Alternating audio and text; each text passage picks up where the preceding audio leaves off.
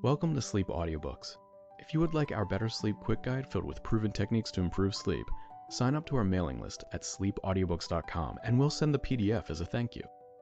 Subscribing and leaving a comment helps this channel more than you know, so please feel free to offer suggestions for future audiobooks or to just say hi. Thank you for listening. We hope you have an excellent night's sleep. This is Sleep Audiobooks.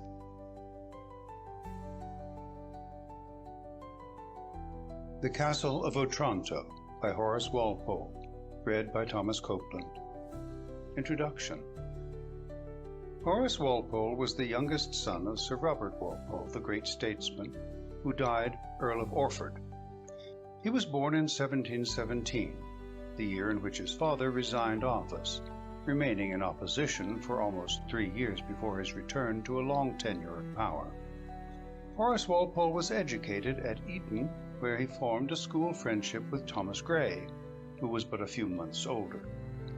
In 1739, Gray was traveling companion with Walpole in France and Italy until they differed and parted. But the friendship was afterwards renewed and remained firm to the end. Horace Walpole went from Eton to King's College, Cambridge, and entered Parliament in 1741, the year before his father's final resignation and acceptance of an earldom. His way of life was made easy to him. As Usher of the Exchequer, Controller of the Pipe, and Clerk of the Estreats of the Exchequer, he received nearly 2,000 a year for doing nothing, lived with his father, and amused himself. Horace Walpole idled, and amused himself with the small life of the fashionable world to which he was proud of belonging, though he had a quick eye for its vanities. He had social wit, and liked to put it to small uses. But he was not an empty idler, and there were seasons when he could become a sharp judge of himself. "I am sensible," he wrote to his most intimate friend, "I am sensible of having more follies and weaknesses and fewer real good qualities than most men. I sometimes reflect on this, though I own too seldom. I always want to begin acting like a man, and a sensible one, which I think I might be if I would."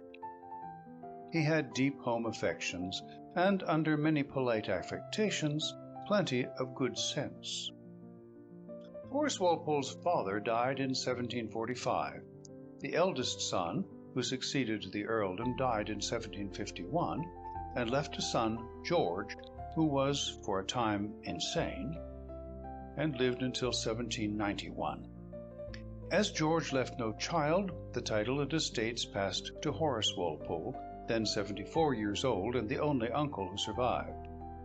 Horace Walpole thus became Earl of Orford during the last 6 years of his life. As to the title, he said that he felt himself being called names in his old age. He died unmarried in the year 1797 at the age of 80. He had turned his house at Strawberry Hill by the Thames near Twickenham into a Gothic villa, 18th century Gothic, and amused himself by spending freely upon its adornment with such things as were then fashionable as objects of taste. But he delighted also in his flowers and his trellises of roses, and the quiet Thames. When confined by gout to his London house in Arlington Street, flowers from Strawberry Hill and a bird were necessary consolations. He set up also at Strawberry Hill a private printing press, at which he printed his friend Gray's poems. Also, in 1758, his own Catalogue of the Royal and Noble Authors of England, and 5 volumes of Anecdotes of Painting in England between 1762 and 1771. Horace Walpole produced the Castle of Otranto in 1765 at the mature age of 48. It was suggested by a dream from which he said he waked one morning, and of which all I could recover was that I had thought myself in an ancient castle, a very natural dream for a head like mine filled with Gothic story, and that on the uppermost banister of a great staircase I saw a gigantic hand in armor. In the evening I sat down and began to write, without knowing in the least what I intended to say or relate. So began the tale which professed to be translated by William Marshall, gentleman, from the Italian of Onufro Muralto, canon of the Church of St. Nicholas at Otranto. It was written in 2 months. Walpole's friend Gray reported to him that at Cambridge the book made some of them cry a little, and all in general afraid to go to bed o' nights. The Castle of Otranto was in its own way an early sign of the reaction towards romance in the latter part of the last century. This gives it interest, but it has had many followers, and the hardy modern reader, when he reads Gray's note from Cambridge, needs to be reminded of its date. H.M. Preface to the first edition. The following work was found in the library of an ancient Catholic family in the north of England. It was printed at Naples in the black letter in the year 1529. How much sooner it was written does not appear. The principal incidents are such as were believed in the darkest ages of Christianity, but the language and conduct have nothing that savors of barbarism. The style is the purest Italian. If the story was written near the time when it was supposed to have happened, it must have been between 1095, the era of the First Crusade, and 1243, the date of the last, or not long afterwards. There is no other circumstance in the work that can lead us to guess at the period in which the scene is laid. The names of the actors are evidently fictitious, and probably disguised on purpose. Yet the Spanish names of the domestics seem to indicate that this work was not composed until the establishment of the Aragonian kings in Naples had made Spanish appellations familiar in that country. The beauty of the diction and the zeal of the author, moderated, however, by singular judgment, concur to make me think that the date of the composition was little antecedent to that of the impression. Letters were then in their most flourishing state in Italy, and contributed to dispel the empire of superstition, at that time so forcibly attacked by the reformers. It is not unlikely that an artful priest might endeavor to turn their own arms on the innovators, and might avail himself of his abilities as an author to confirm the populace in their ancient errors and superstitions. If this was his view, he has certainly acted with signal address. Such a work as the following would enslave 100 vulgar minds beyond half the books of controversy that have been written from the days of Luther to the present hour. This solution of the author's motives is, however, offered as a mere conjecture. Whatever his views were, or whatever effects the execution of them might have, his work can only be laid before the public at present as a matter of entertainment. Even as such, some apology for it is necessary. Miracles, visions, necromancy, dreams, and other preternatural events are exploded now even from romances. That was not the case when our author wrote, much less when the story itself is supposed to have happened. Belief in every kind of prodigy was so established in those dark ages that an author would not be faithful to the manners of the times who should omit all mention of them. He is not bound to believe them himself, but he must represent his actors as believing them. If this air of the miraculous is excused, the reader will find nothing else unworthy of his perusal. Allow the possibility of the facts, and all the actors comport themselves as persons would do in their situation.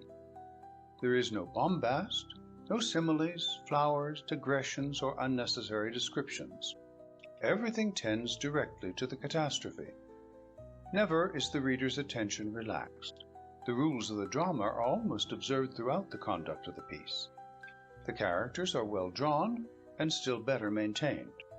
Terror, the author's principal engine, prevents the story from ever languishing, and it is so often contrasted by pity that the mind is kept up in a constant vicissitude of interesting passions. Some persons may perhaps think the characters of the domestics too little serious for the general cast of the story, but besides their opposition to the principal personages, the art of the author is very observable in his conduct of the subalterns. They discover many passages essential to the story which could not well be brought to light but by their naivete and simplicity. In particular, the womanish terror and foibles of Bianca, in the last chapter, conduce essentially towards advancing the catastrophe. It is natural for a translator to be prejudiced in favor of his adopted work. More impartial readers may not be so much struck with the beauties of this piece as I was, yet I am not blind to my author's defects. I could wish he had grounded his plan on a more useful moral than this, that the sins of fathers are visited on their children to the third and fourth generation. I doubt whether in his time, any more than at present, ambition curbed its appetite of dominion from the dread of so remote a punishment. And yet this moral is weakened by that less direct insinuation that even such anathema may be diverted by devotion to St. Nicholas. Here the interest of the monk plainly gets the better of the judgment of the author. However, with all its faults, I have no doubt but the English reader will be pleased with a sight of this performance. The piety that reigns throughout, the lessons of virtue that are inculcated, and the rigid purity of the sentiments exempt this work from the censure to which romances are but too liable. Should it meet with the success I hope for, I may be encouraged to reprint the original Italian, though it will tend to depreciate my own labor. Our language falls far short of the charms of the Italian, both for variety and harmony. The latter is peculiarly excellent for simple narrative. It is difficult in English to relate without falling too low or rising too high, a fault obviously occasioned by the little care taken to speak pure language in common conversation. Every Italian or Frenchman, of any rank, piques himself on speaking his own tongue correctly and with choice. I cannot flatter myself with having done justice to my author in this respect. His style is as elegant as his conduct of the passions is masterly. It is a pity that he did not apply his talents to what they were evidently proper for, the theatre. I will detain the reader no longer, but to make one short remark. Though the machinery is invention and the names of the actors imaginary, I cannot but believe that the groundwork of the story is founded on truth. The scene is undoubtedly laid in some real castle. The author seems frequently, without design, to describe particular parts. The chamber, says he, on the right hand, the door on the left hand, the distance from the chapel to Conrad's apartment. These and other passages are strong presumptions that the author had some certain building in his eye. Curious persons who have leisure to employ in such researches may possibly discover in the Italian writers the foundation on which our author is built. If a catastrophe at all resembling that which he describes is believed to have given rise to this work, it will contribute to interest the reader, and will make the Castle of Otranto a still more moving story. Sonnet to the Right Honourable Lady Mary Coke. The gentle maid whose hapless tale these melancholy pages speak, say, gracious lady, shall she fail to draw the tear adown thy cheek? No, never was thy pitying breast insensible to human woes. Tender, though firm, it melts distressed for weaknesses it never knows. O guard the marvels I relate of fell ambition scourged by fate from reason's peevish blame. Blessed with thy smile, my dauntless sail I dare expand to fancy's gale. For sure, thy smiles are fame. H.W. End of introduction. Recording by Thomas Copeland. Chapter 1. Manfred, Prince of Otranto, had one son and one daughter. The latter, a most beautiful virgin, aged 18, was called Matilda. Conrad, the son, was 3 years younger, a homely youth, sickly and of no promising disposition. Yet he was the darling of his father, who never showed any symptoms of affection to Matilda.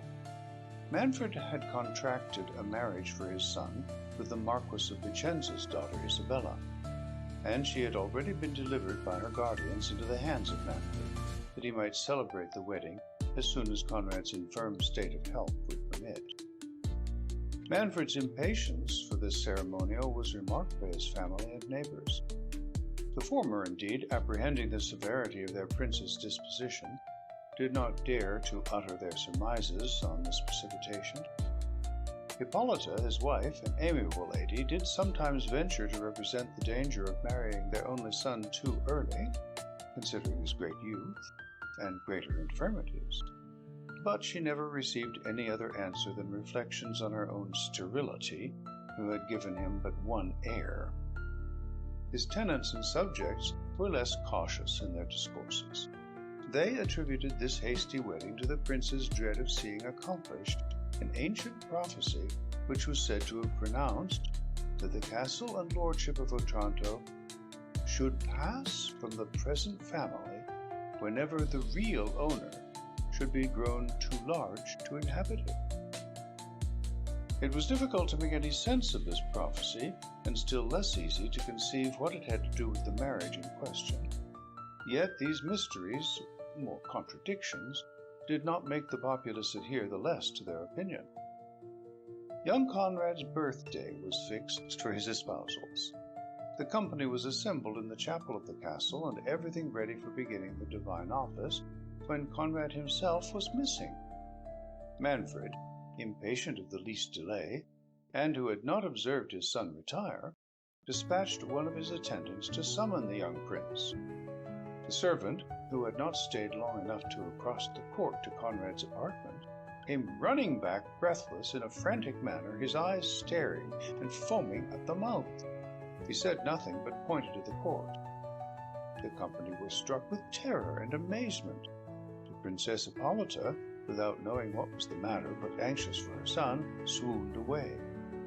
Manfred, less apprehensive than enraged at the procrastination of the nuptials, and at the folly of his domestics, asked imperiously what was the matter. The fellow made no answer, but continued pointing towards the courtyard, and at last, after repeated questions put to him, cried out, "Oh, the helmet! The helmet!" In the meantime, some of the company had run into the court, from whence was heard a confused noise of shrieks, horror, and surprise. Manfred, who began to be alarmed at not seeing his son, went himself to get information of what occasioned this strange confusion. Matilda remained endeavoring to assist her mother, and Isabella stayed for the same purpose, and to avoid showing any impatience for the bridegroom, for whom in truth she had conceived little affection. The first thing that struck Manfred's eyes was a group of his servants endeavoring to raise something that appeared to him a mountain of sable plumes. He gazed without believing his sight. "What are you doing?" cried Manfred wrathfully. "Where is my son?" A volley of voices replied, "Oh, my lord, the prince, the helmet, the helmet!" Shocked with these lamentable sounds, and dreading he knew not what, he advanced hastily. But what a sight for a father's eyes! He beheld his child dashed to pieces, and almost buried under an enormous helmet, 100 times more large than any casque ever made for human being, and shaded with a proportionable quantity of black feathers. The horror of the spectacle, the ignorance of all around how this misfortune had happened, and, above all, the tremendous phenomenon before him, took away the prince's speech. Yet his silence lasted longer than even grief could occasion. He fixed his eyes on what he wished in vain to believe a vision, and seemed less attentive to his loss than buried in meditation on the stupendous object that had occasioned it. He touched, he examined the fatal casque, nor could even the bleeding, mangled remains of the young prince divert the eyes of Manfred from the portent before him. All who had known his partial fondness for young Conrad were as much surprised at the prince's insensibility as thunderstruck themselves at the miracle of the helmet. They conveyed the disfigured corpse into the hall without receiving the least direction from Manfred. As little was he attentive to the ladies who remained in the chapel. On the contrary, without mentioning the unhappy princesses, his wife and daughter, the first sounds that dropped from Manfred's lips were Take care of the Lady Isabella.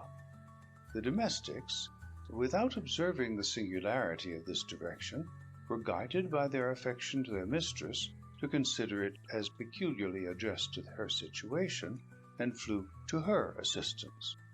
They conveyed her to her chamber more dead than alive, and indifferent to all the strange circumstances she heard, except the death of her son. Matilda, who doted on her mother, smothered her own grief and amazement, and thought of nothing but assisting and comforting her afflicted parent. Isabella, who had been treated by Hippolyta like a daughter, and who returned that tenderness with equal duty and affection, was scarce less assiduous about the princess, at the same time endeavouring to partake and lessen the weight of sorrow which she saw Matilda strove to suppress, for whom she had conceived the warmest sympathy of friendship. Yet her own situation could not help finding its place in her thoughts. She felt no concern for the death of young Conrad, except commiseration, and she was not sorry to be delivered from a marriage which had promised her little felicity, either from her destined bridegroom, or from the severe temper of Manfred, who, though he had distinguished her by great indulgence, had imprinted her mind with terror from his causeless rigour to such amiable princesses as Hippolyta and Matilda. While the ladies were conveying the wretched mother to her bed, Manfred remained in the court, gazing on the ominous cask, and regardless of the crowd which the strangeness of the event had now assembled around him. The few words he articulated tended solely to inquiries, whether any man knew from whence it could have come. Nobody could give him the least information. However, as it seemed to be the sole object of his curiosity, it soon became so to the rest of the spectators, whose conjectures were as absurd and improbable as the catastrophe itself was unprecedented. In the midst of their senseless guesses, a young peasant, whom rumour had drawn thither from a neighbouring village, observed that the miraculous helmet was exactly like that on the figure in black marble of Alfonso the Good, one of their former princes, in the church of St. Nicholas.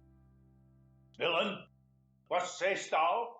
Cried Manfred, starting from his trance in a tempest of rage, and seizing the young man by the collar.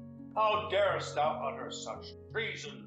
Thy life shall pay for it. The spectators, who as little comprehended the cause of the prince's fury as all the rest they had seen, were at a loss to unravel this new circumstance. The young peasant himself was still more astonished, not conceiving how he had offended the prince. Yet recollecting himself, with a mixture of grace and humility, he disengaged himself from Manfred's grip, and then, with an obeisance which discovered more jealousy of innocence than dismay, he asked, with respect, of what he was guilty. Manfred, more enraged at the vigour, however decently exerted, with which the young man had shaken off his hold, than appeased by his submission, ordered his attendants to seize him, and if he had not been withheld by his friends, whom he had invited to the nuptials, would have poignarded the peasant in their arms. During this altercation, some of the vulgar spectators had run to the great church, which stood near the castle, and came back open-mouthed, declaring that the helmet was missing from Alfonso's statue. Manfred, at this news, grew perfectly frantic, and, as if he sought a subject on which to vent the tempest within him, he rushed again on the young peasant, crying, Villain! Monster! Sorcerer! 'Tis thou hast done this. 'Tis thou hast slain my son. The mob, who wanted some object within the scope of their capacities on whom they might discharge their bewildered reasoning, caught the words from the mouth of their lord, and re-echoed, Aye, aye, 'tis he, 'tis he. He has stolen the helmet from good Alfonso's tomb, and dashed out the brains of our young prince with it.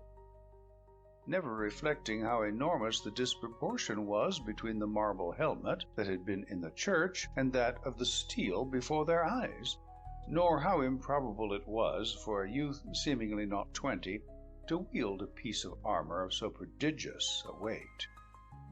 The folly of these ejaculations brought Manfred to himself. Yet, whether provoked at the peasant having observed the resemblance between the two helmets, and thereby led to the farther discovery of the absence of that in the church, or wishing to bury any such rumour under so impertinent a supposition, he gravely pronounced that the young man was certainly a necromancer, and that till the church could take cognizance of the affair, he would have the magician, whom they had thus detected, kept prisoner under the helmet itself, which he ordered his attendants to raise, and place the young man under it, declaring he should be kept there without food, with which his own infernal art might furnish him. It was in vain for the youth to represent against this preposterous sentence. In vain did Manfred's friends endeavour to divert him from this savage and ill-grounded resolution. The generality were charmed with their lord's decision, which, to their apprehensions, carried great appearance of justice, as the magician was to be punished by the very instrument with which he had offended.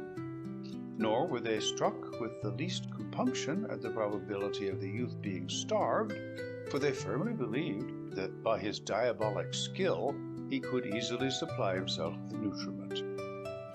Manfred thus saw his commands even cheerfully obeyed, and appointing a guard with strict orders to prevent any food being conveyed to the prisoner, he dismissed his friends and attendants and retired to his own chamber, after locking the gates of the castle, in which he suffered none but his domestics to remain. In the meantime, the care and zeal of the young ladies had brought the Princess Hippolyta to herself, who, amidst the transports of her own sorrow, frequently demanded news of her lord, would have dismissed her attendants to watch over him, and at last enjoined Matilda to leave her, and visit and comfort her father.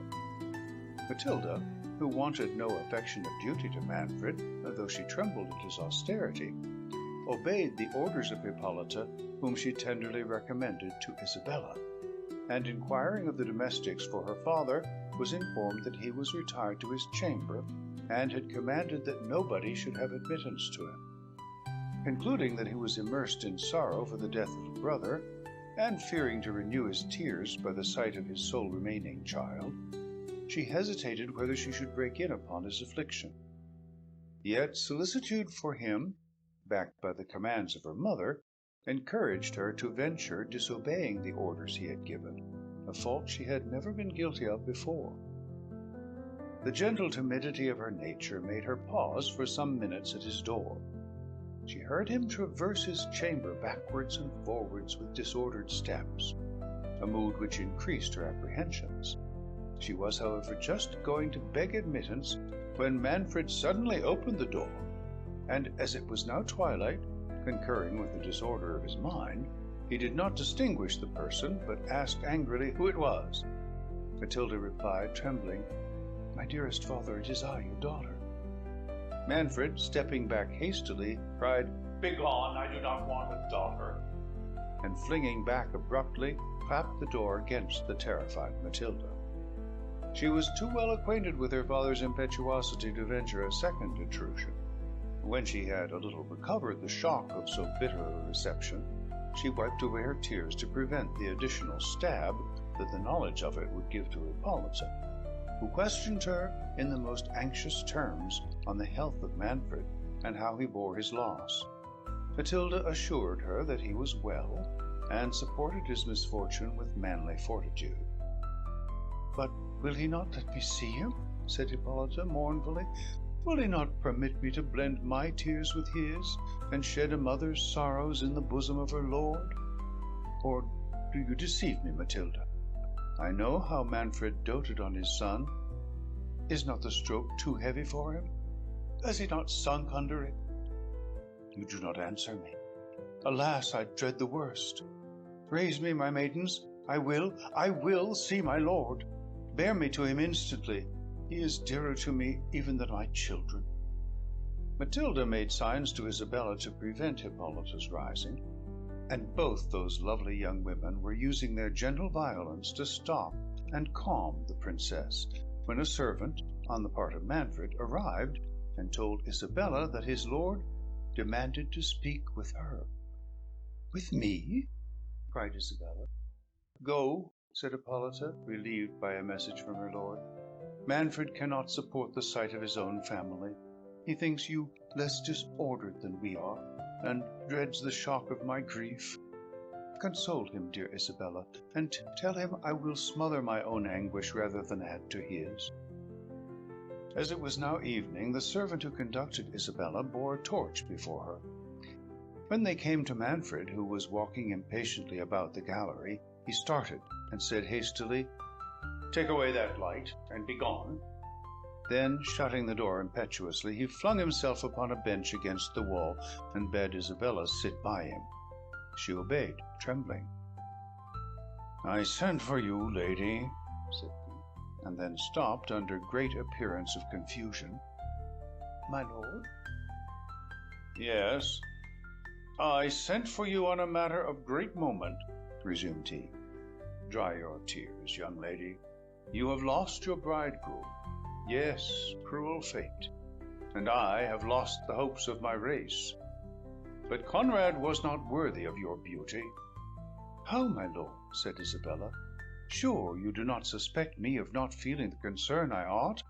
My duty and affection would have always—" "Think no more of him," interrupted Manfred. "He was a sickly, puny child, and heaven has perhaps taken him away that I might not trust the honours of my house on so frail a foundation. The line of Manfred calls for numerous supports. My foolish fondness for that boy blinded the eyes of my prudence, but it is better as it is. I hope in a few years to have reason to rejoice at the death of Conrad." Words cannot paint the astonishment of Isabella. At first she apprehended that grief had disordered Manfred's understanding. Her next thought suggested that this strange discourse was designed to ensnare her. She feared that Manfred had perceived her indifference for his son, and in consequence of that idea, she replied, "Good my lord, do not doubt my tenderness. My heart would have accompanied my hand. Conrad would have engrossed all my care, and wherever fate shall dispose of me, I shall always cherish his memory, and regard your highness and the virtuous Hippolyta as my parents." "Curse on Hippolyta!" cried Manfred. "Forget her from this moment, as I do. In short, lady, you have missed a husband undeserving of your charms. They shall now be better disposed of. Instead of a sickly boy, you shall have a husband in the prime of his age, who will know how to value your beauties, and who may expect a numerous offspring." "Alas, my lord," said Isabella, "my mind is too sadly engrossed by the recent catastrophe in your family to think of another marriage. If ever my father returns, and it shall be his pleasure, I shall obey, as I did when I consented to give my hand to your son, but until his return permit me to remain under your hospitable roof, and employ the melancholy hours in assuaging yours, Hippolyta's, and the fair Matilda's affliction." "I desired you once before," said Manfred angrily, "not to name that woman. From this hour she must be a stranger to you, as she must be to me.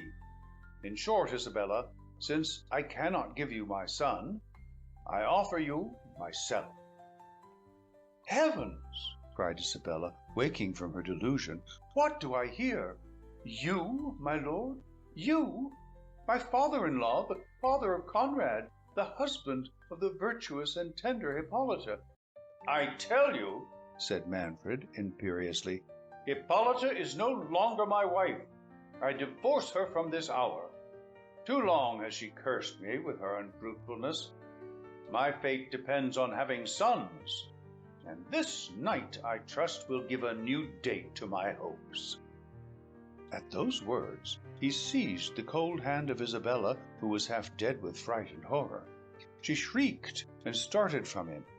Manfred rose to pursue her, when the moon, which was now up, and gleamed in at the opposite casement, presented to his sight the plumes of the fatal helmet, which rose to the height of the windows, waving backwards and forwards in a tempestuous manner, and accompanied with a hollow and rustling sound.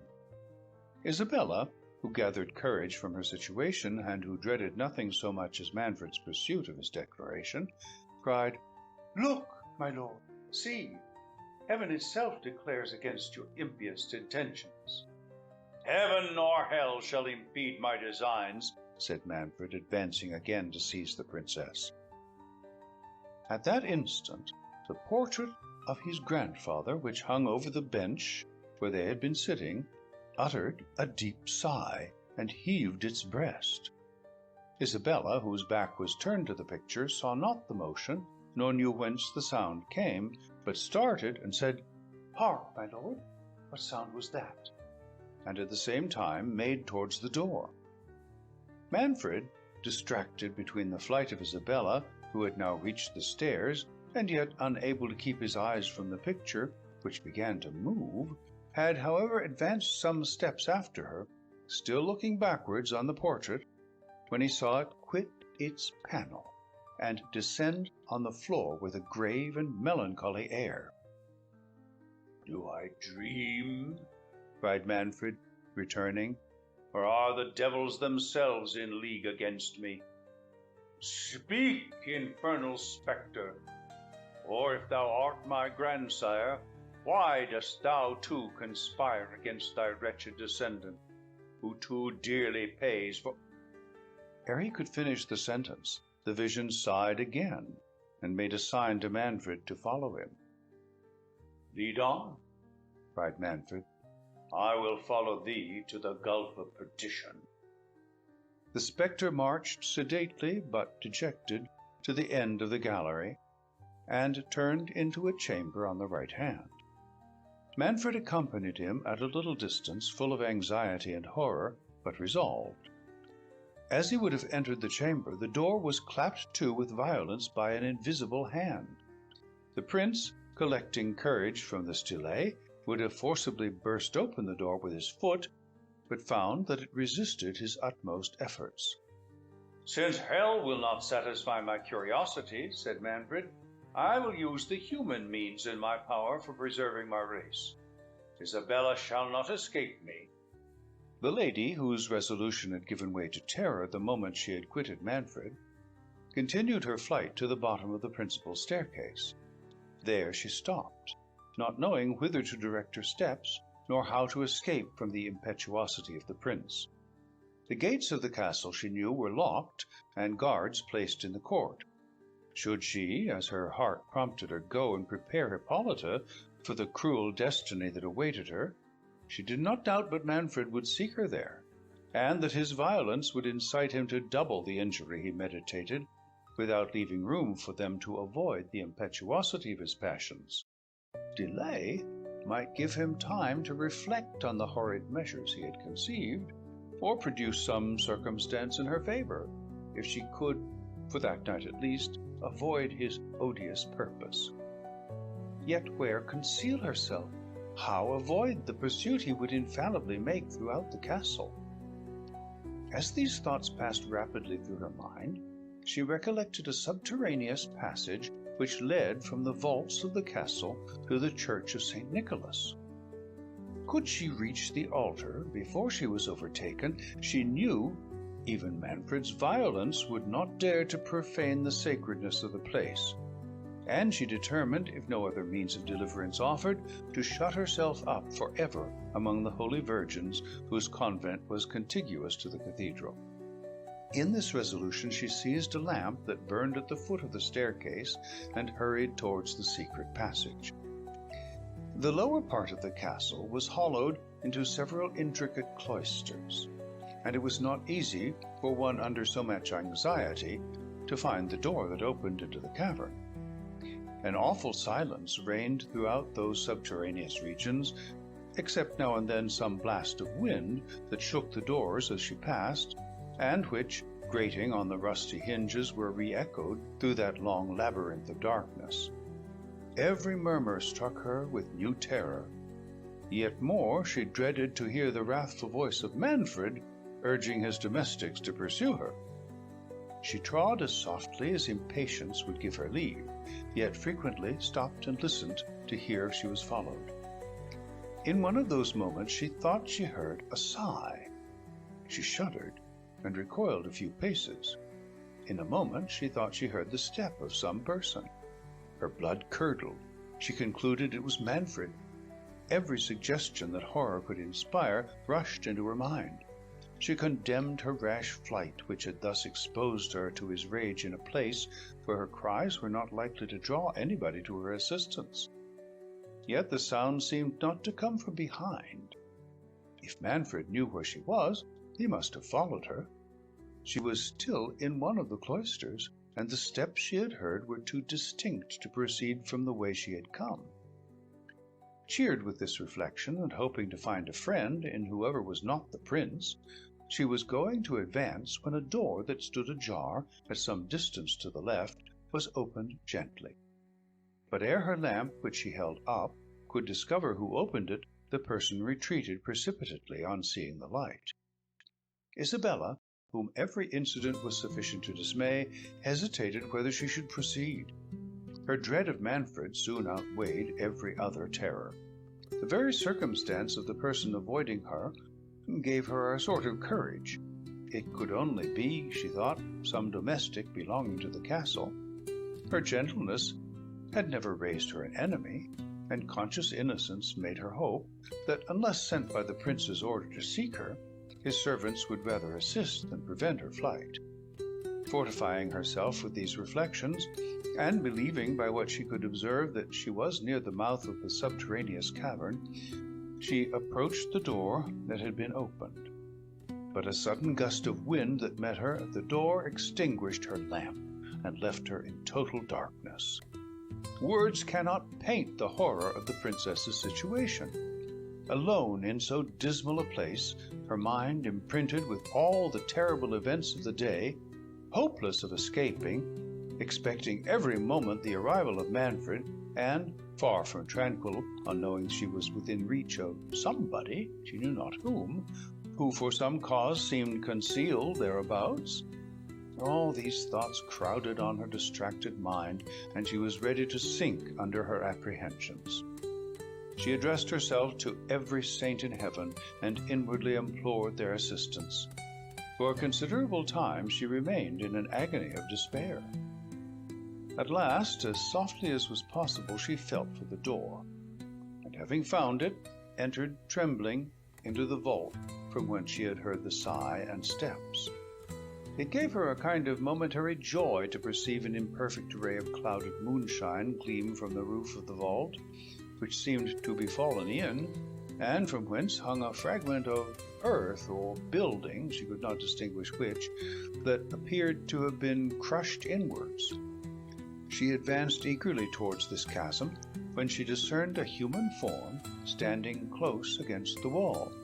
She shrieked, believing it the ghost of her betrothed Conrad. The figure, advancing, said in a submissive voice, "Be not alarmed, lady, I will not injure you." Isabella, a little encouraged by the words and tone of voice of the stranger, and recollecting that this must be the person who had opened the door, recovered her spirits enough to reply, "Sir, whoever you are, take pity on a wretched princess standing on the brink of destruction. Assist me to escape from this fatal castle, or in a few moments I may be made miserable forever." "Alas," said the stranger, "what can I do to assist you? I will die in your defense, but I am unacquainted with the castle, and want—" "Oh," said Isabella, hastily interrupting him, "help me but to find a trap door that must be hereabout, and it is the greatest service you can do me, for I have not a minute to lose." Saying these words, she felt about on the pavement, and directed the stranger to search likewise for a smooth piece of brass enclosed in one of the stones. "That," said she, "is the lock which opens with a spring, of which I know the secret. If we can find that, I may escape. If not, alas, courteous stranger, I fear I shall have involved you in my misfortunes. Manfred will suspect you for the accomplice of my flight, and you will fall a victim to his resentment." "I value not my life," said the stranger, "and it will be some comfort to lose it in trying to deliver you from his tyranny." "Generous youth," said Isabella, "how shall I ever requite—" As she uttered those words, a ray of moonshine, streaming through a cranny of the ruin above, shone directly on the lock they sought. "Oh, transport!" said Isabella. "Here is the trap door." And taking out the key, she touched the spring, which, starting aside, discovered an iron ring. "Lift up the door," said the princess. The stranger obeyed, and beneath appeared some stone steps descending into a vault totally dark. "We must go down here," said Isabella. "Follow me. Dark and dismal as it is, we cannot miss our way. It leads directly to the Church of St. Nicholas. But perhaps," added the princess modestly, "you have no reason to leave the castle, nor have I farther occasion for your service. In a few minutes I shall be safe from Manfred's rage. Only let me know to whom I am so much obliged." "I will never quit you," said the stranger eagerly, "until I have placed you in safety. Nor think me, princess, more generous than I am, though you are my principal care." The stranger was interrupted by a sudden noise of voices that seemed approaching, and they soon distinguished these words: "Talk not to me of necromancers. I tell you she must be in the castle. I will find her in spite of enchantment." "Oh, heavens!" cried Isabella. "It is the voice of Manfred. Make haste, or we are ruined, and shut the trap-door after you." Saying this, she descended the steps precipitately, and as the stranger hastened to follow her, he let the door slip out of his hands. It fell, and the spring closed over it. He tried in vain to open it, not having observed Isabella's method of touching the spring, nor had he many moments to make an essay.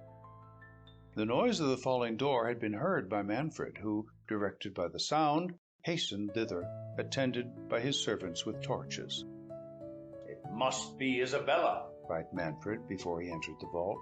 "She is escaping by the subterraneous passage, but she cannot have got far." What was the astonishment of the prince when, instead of Isabella, the light of the torches discovered to him the young peasant whom he thought confined under the fatal helmet. "Traitor!" said Manfred, "how camest thou here? I thought thee in durance above in the court." "I am no traitor," replied the young man boldly, "nor am I answerable for your thoughts." "Presumptuous villain!" cried Manfred. "Dost thou provoke my wrath? Tell me, how hast thou escaped from above? Thou hast corrupted thy guards, and their lives shall answer it." "My poverty," said the peasant calmly, "will disculpate them. Though the ministers of a tyrant's wrath, to thee they are faithful, and but too willing to execute the orders which you unjustly imposed upon them." "Art thou so hardy as to dare my vengeance?" said the prince. "The tortures shall force the truth from thee. Tell me, I will know thy accomplices." "There was my accomplice," said the youth, smiling and pointing to the roof. Manfred ordered the torches to be held up, and perceived that one of the cheeks of the enchanted cask had forced its way through the pavement of the court, as his servants had let it fall over the peasant, and had broken through into the vault, leaving a gap through which the peasant had pressed himself some minutes before he was found by Isabella. "Was that the way by which thou didst descend?" said Manfred. "It was," said the youth. "But what noise was that," said Manfred, "which I heard when I entered the cloister?" "A door clapped," said the peasant. "I heard it as well as you." "What door?" said Manfred hastily. "I am not acquainted with your castle," said the peasant. "This is the first time I ever entered it, and this vault the only part of it within which I ever was." "But I tell thee," said Manfred, wishing to find out if the youth had discovered the trap door, "it was this way I heard the noise. My servants heard it too." "My lord," interrupted one of them officiously, "to be sure it was the trap door, and he was going to make his escape." "Peace, blockhead," said the prince angrily. "If he was going to escape, how should he come on this side? I will know from his own mouth what noise it was I heard. Tell me, truly, thy life depends on thy veracity." "My veracity is dearer to me than my life," said the peasant, "nor would I purchase the one by forfeiting the other." "Indeed, young philosopher," said Manfred contemptuously. "Tell me then, what was the noise I heard?" "Ask me what I can answer," said he, "and put me to death instantly if I tell you a lie." Manfred, growing impatient at the steady valor and indifference of the youth, cried, "Well then, thou man of truth, answer. Was it the fall of the trap door that I heard?" "It was," said the youth. "It was," said the prince. "And how didst thou come to know there was a trap door here?" "I saw the plate of brass by a gleam of moonshine," replied he. "But what told thee it was a lock?" said Manfred. "How didst thou discover the secret of opening it?" "Providence, that delivered me from the helmet, was able to direct me to the spring of a lock," said he.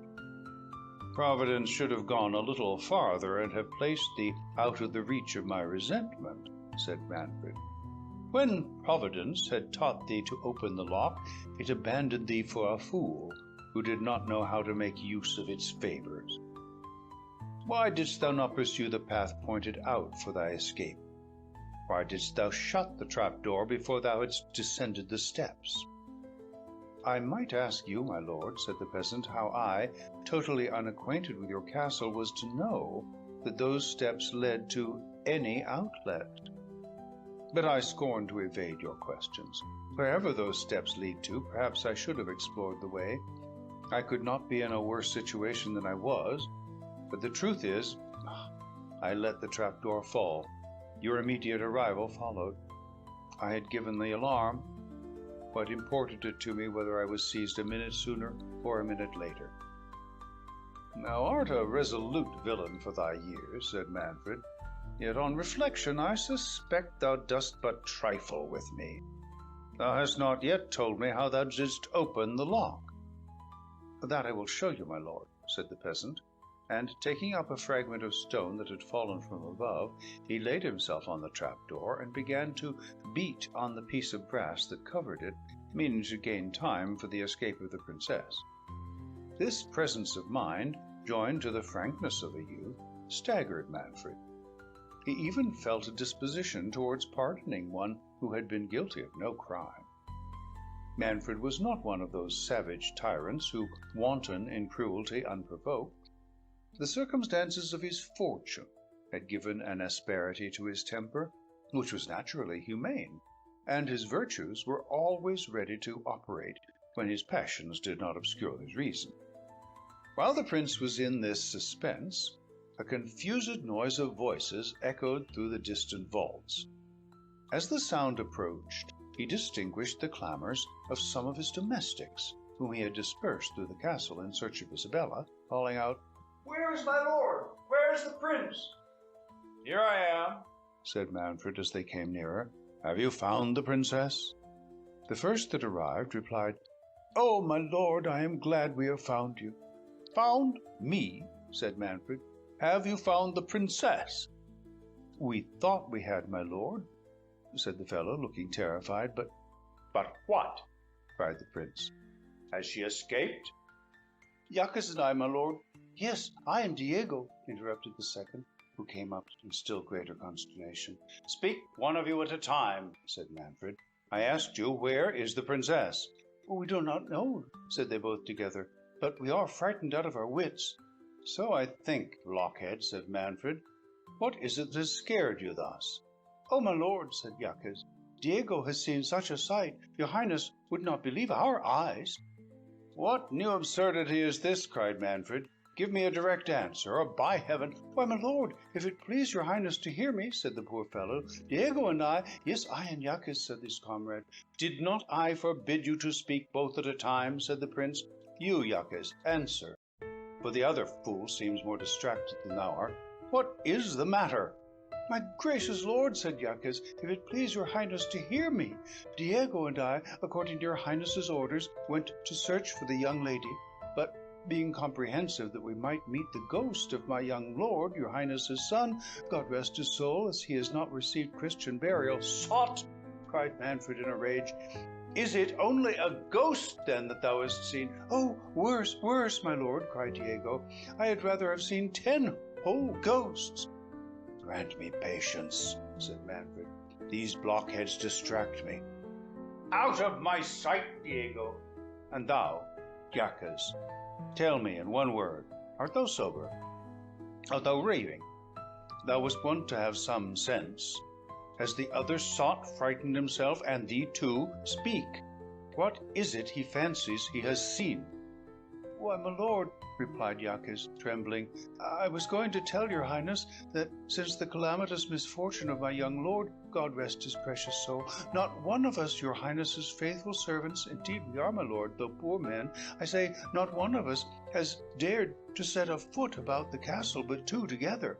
So Diego and I, thinking that my young lady might be in the gallery, went up there to look for her and tell her your highness wanted something to impart to her.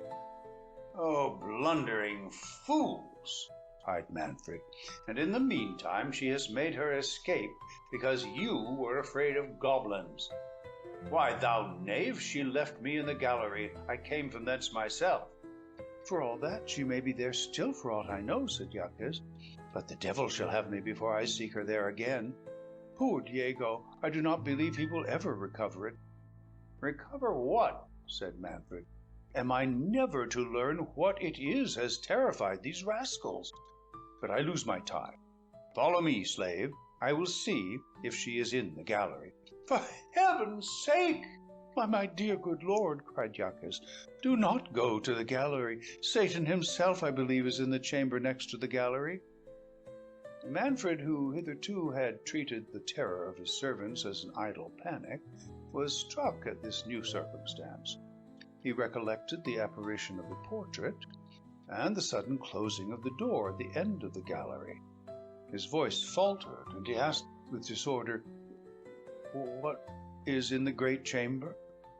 My lord, said Jacques, when Diego and I came into the gallery, he went first, for he said he had more courage than I. So when we came into the gallery, we found nobody. We looked under every bench and stool, and still we found nobody. Were all the pictures in their places? Said Manfred. Yes, my lord, answered Jacques, but we did not think of looking behind them. Well, well, said Manfred, proceed.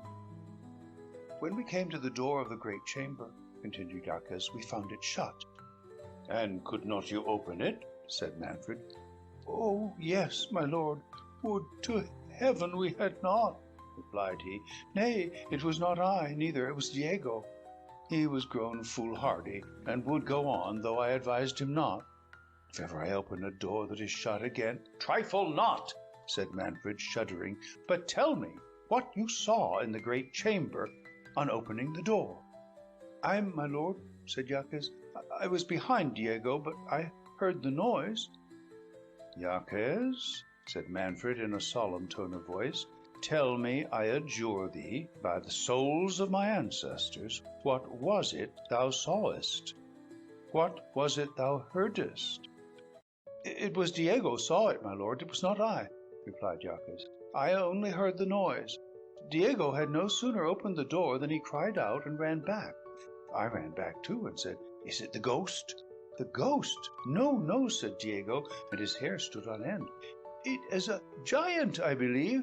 He is all clad in armor, for I saw his foot and part of his leg, and they are as large as the helmet below in the court. As he said these words, my lord, we heard a violent motion and the rattling of armor, as if the giant was rising, for Diego has told me since that he believes the giant was lying down, for the foot and leg were stretched at length on the floor. Before we could get to the end of the gallery, we heard the door of the great chamber clap behind us, but we did not dare turn back to see if the giant was following us. Yet, now I think of it, we must have heard him if he had pursued us.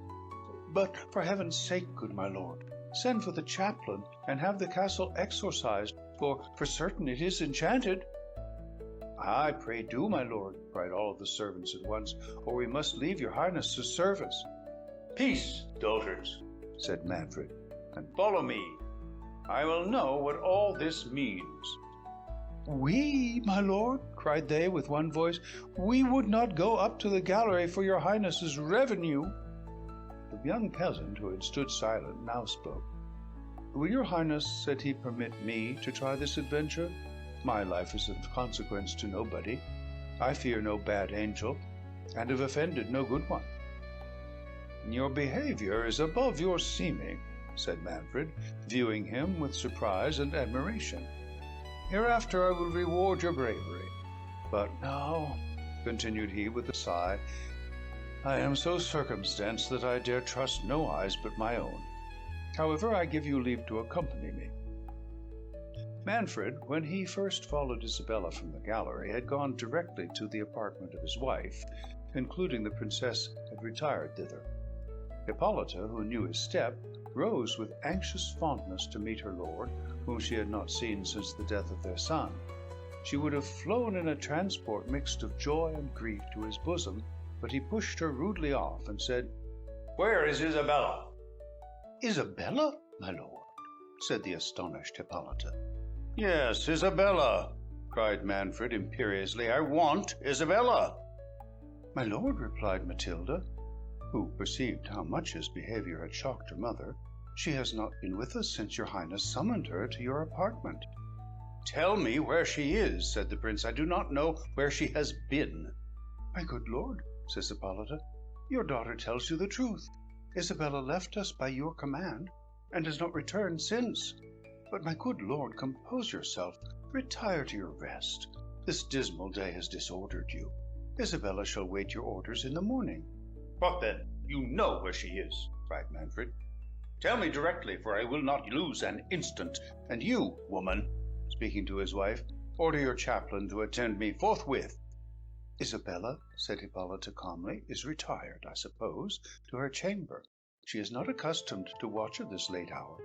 Gracious my lord," continued she, "let me know what has disturbed you. Has Isabella offended you?" "Trouble me not with questions," said Manfred, "but tell me where she is." "Matilda shall call her," said the princess. "Sit down, my lord, and resume your wonted fortitude." "What? "Art thou jealous of Isabella," replied he, "that you wish to be present at our interview?" "Good heavens, my lord," said Hippolyta, "what is it your highness means?" "Thou wilt know ere many minutes are past," said the cruel prince. "Send your chaplain to me, and wait my pleasure here." At these words he flung out of the room in search of Isabella, leaving the amazed ladies thunderstruck with his words and frantic deportment, and lost in vain conjectures on what he was meditating. Manfred was now returning from the vault, attended by the peasant and a few of his servants, whom he had obliged to accompany him. He ascended the staircase without stopping, till he arrived at the gallery, at the door of which he met Hippolyta and her chaplain. When Diego had been dismissed by Manfred, he had gone directly to the princess's apartment with the alarm of what he had seen. That excellent lady, who no more than Manfred doubted of the reality of the vision, yet affected to treat it as a delirium of the servant. Willing, however, to save her lord from any additional shock, and prepared by a series of griefs not to tremble at any accession to it, she determined to make herself the first sacrifice, if fate had marked the present hour for their destruction.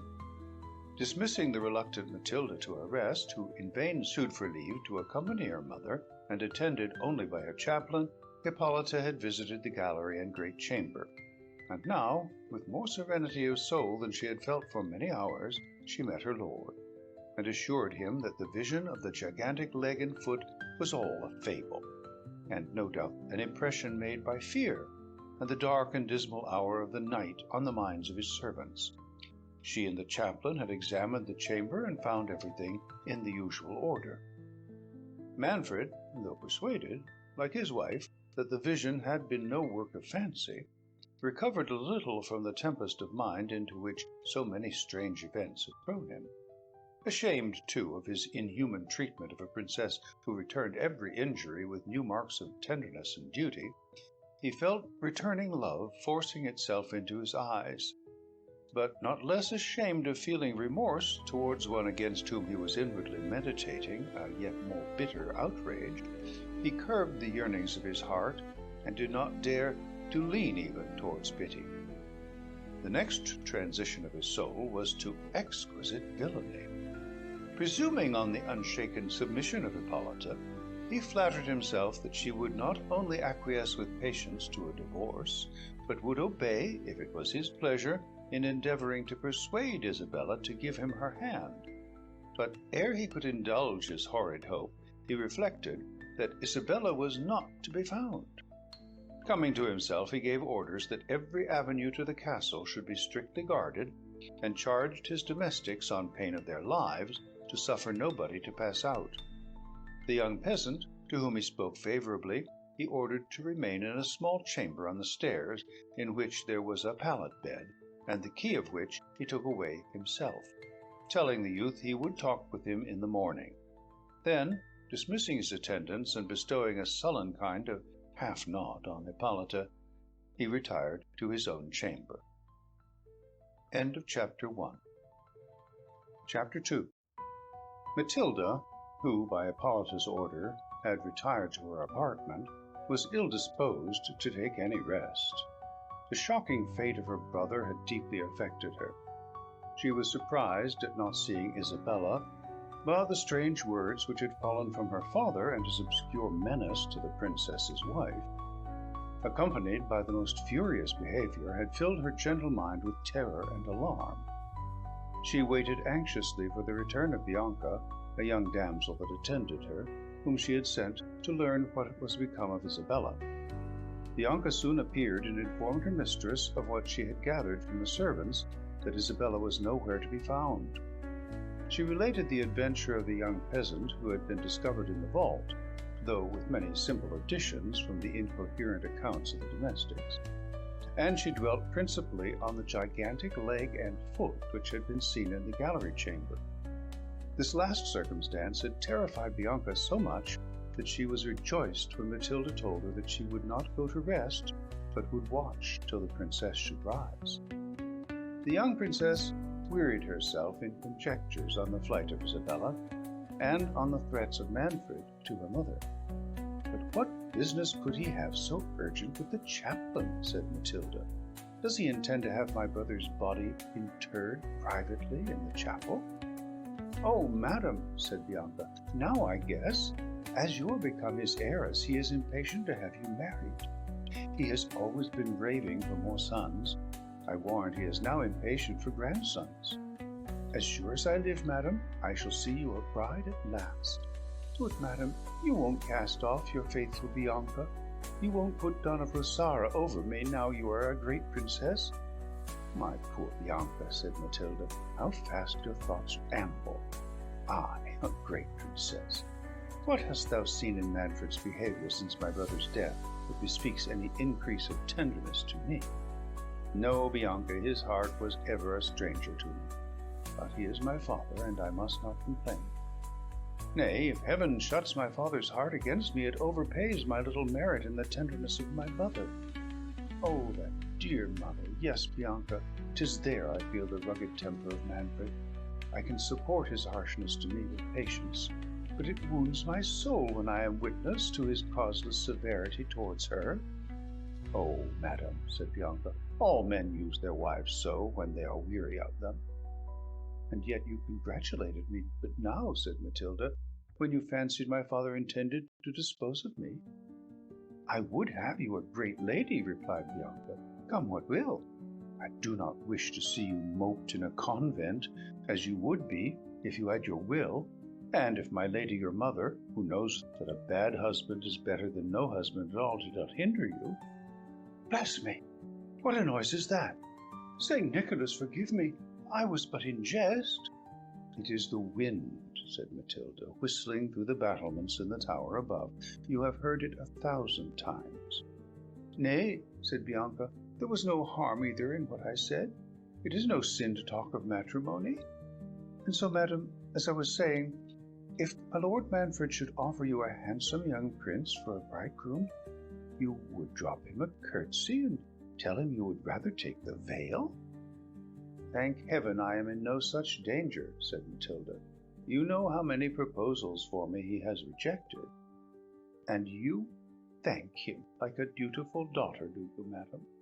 But come, madam, suppose tomorrow morning he was to send for you to the great council chamber, and there you should find at his elbow a lovely young prince with large black eyes, a smooth white forehead, and manly curling locks like jet. In short, madam, a young hero resembling the picture of the good Alfonso in the gallery, which you sit and gaze at for hours together." "Do not speak lightly of that picture," interrupted Matilda, sighing. "I know the adoration with which I look at that picture is uncommon, but I am not in love with a coloured panel. The character of that virtuous prince, the veneration with which my mother has inspired me for his memory, the orisons which, I know not why, she has enjoined me to pour forth at his tomb, all have concurred to persuade me that somehow or other my destiny is linked with something relating to him." "Lord, madam, how should that be?" said Bianca. "I have always heard that your family was in no way related to his, and I am sure I cannot conceive why my lady the princess sends you in a cold morning or a damp evening to pray at his tomb. He is no saint by the almanac. If you must pray, why does she not bid you address yourself to our great St. Nicholas? I am sure he is the saint I pray to for a husband." "Perhaps my mind would be less affected," said Matilda, "if my mother would explain her reasons to me. But it is the mystery," she observes, "that inspires me with this, I know not what to call it. As she never acts from caprice, I am sure there is some fatal secret at bottom." "Nay, I know there is. In her agony of grief for my brother's death, she dropped some words that intimated as much." "Oh, dear madam," cried Bianca, "what were they?" "No," said Matilda, "if a parent lets fall a word, and wishes it recalled, it is not for a child to utter it." "What, was she sorry for what she had said?" asked Bianca. "I am sure, madam, you may trust me. With my own secrets, when I have any, I may," said Matilda, "but never with my mother's. A child ought to have no ears or eyes but as a parent directs." "Well, to be sure, madam, you were born to be a saint," said Bianca, "and there is no resisting one's vocation. You will end in a convent at last.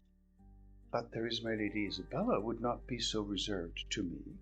She will let me talk to her of young men, and when a handsome cavalier has come to the castle, she has owned to me that she wished your brother Conrad resembled him." "Bianca," said the princess, "I do not allow you to mention my friend disrespectfully.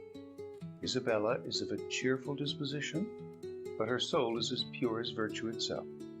She knows your idle babbling humour, and perhaps has now and then encouraged it to divert melancholy and enliven the solitude in which my father keeps us." "Blessed Mary!" said Bianca, starting. "There it is again. Dear madam, do you hear nothing? This castle is certainly haunted." "Peace," said Matilda, "and listen. I did think I heard a voice, but it must be fancy. Your terrors, I suppose, have infected me." "Indeed, indeed, madam," said Bianca, half weeping with agony, "I am sure I heard a voice." "Does anybody lie in the chamber beneath?" said the princess. "Nobody has dared to lie there," answered Bianca, "since the great astrologer that was your brother's tutor drowned himself." "For certain, madam, his ghost and the young prince's are now met in the chamber below. For heaven's sake, let us fly to your mother's apartment." "I charge you not to stir," said Matilda. "If they are spirits in pain, we may ease their sufferings by questioning them. They can mean no hurt to us, for we have not injured them. And if they should, shall we be more safe in one chamber than in another? Reach me my beads. We will say a prayer, and then speak to them." "Oh, dear lady, I would not speak to a ghost for the world," cried Bianca. As she said those words, they heard the casement of the little chamber below Matilda's open. They listened attentively, and in a few minutes thought they heard a person sing, but could not distinguish the words. "This can be no evil spirit," said the princess in a low voice. "It is undoubtedly one of the family. Open the window, and we shall know the voice." "I dare not indeed, madam," said Bianca. "Thou art a very fool," said Matilda, opening the window gently herself. The noise the princess made was, however, heard by the person beneath, who stopped, and, they concluded, had heard the casement open. "Is anybody below?" said the princess. "If there is, speak." "Yes," said an unknown voice. Who is it? Said Matilda. A stranger, replied the voice. What stranger? Said she. And how didst thou come there at this unusual hour, when all the gates of the castle are locked? I am not here willingly, answered the voice. But pardon me, lady, if I have disturbed your rest. I knew not that I was overheard. Sleep has forsaken me. You came to wait, gazing on the fair approach of morn, impatient to dismiss this castle. Said Matilda. The answer is obvious. No. The letter can so parallel to the distresses, and she will relieve you. I am relieved, said the stranger. And I know what well is. But I do not complain for me. I am young and healthy, not ashamed of it. Yet think me not, for the state in blessings on your gracious self. If I sigh, lady, it is for others, not for myself. No, said Bianca, whispering to the princess, this is certainly the young peasant, and by my conscience he is in love. Well, this is a charming adventure. Do, madam, let us sift him. He does not know you, but takes you for one of my Lady Hippolyta's women. Art thou not ashamed, Bianca, said the princess. What right have we to pry into the secrets of this young man's heart? He seems virtuous and frank, and tells us he is unhappy. Are those circumstances that authorize us to make a property of him? How are we entitled to his confidence? Lord, madam, how little you know of love, replied Bianca. Why, lovers have no pleasure equal to talking of their mistress. And would you have me become a peasant's confidant? Said the princess. Well then, let me talk to him, said Bianca. Though I have the honor of being your highness's maid of honor, I was not always so great. Besides, if love levels ranks, it raises them too. I have a respect for any young man in love.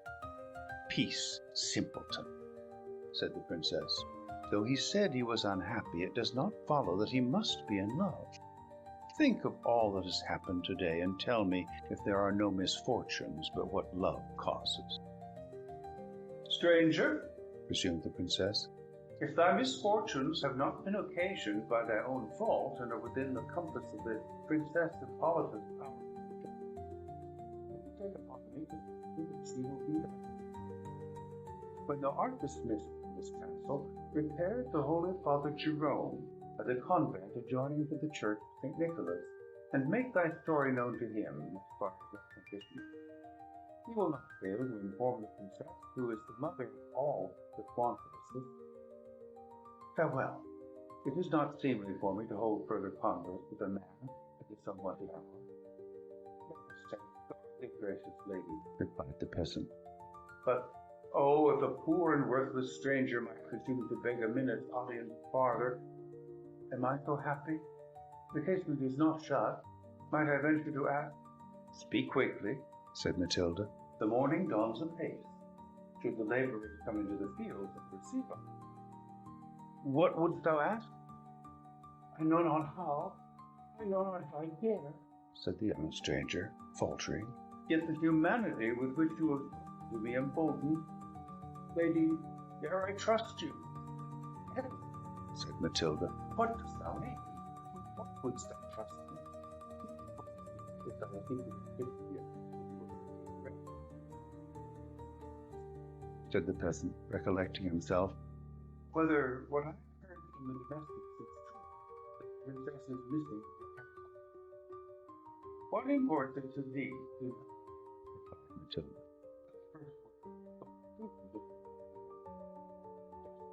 Get her to the secrets of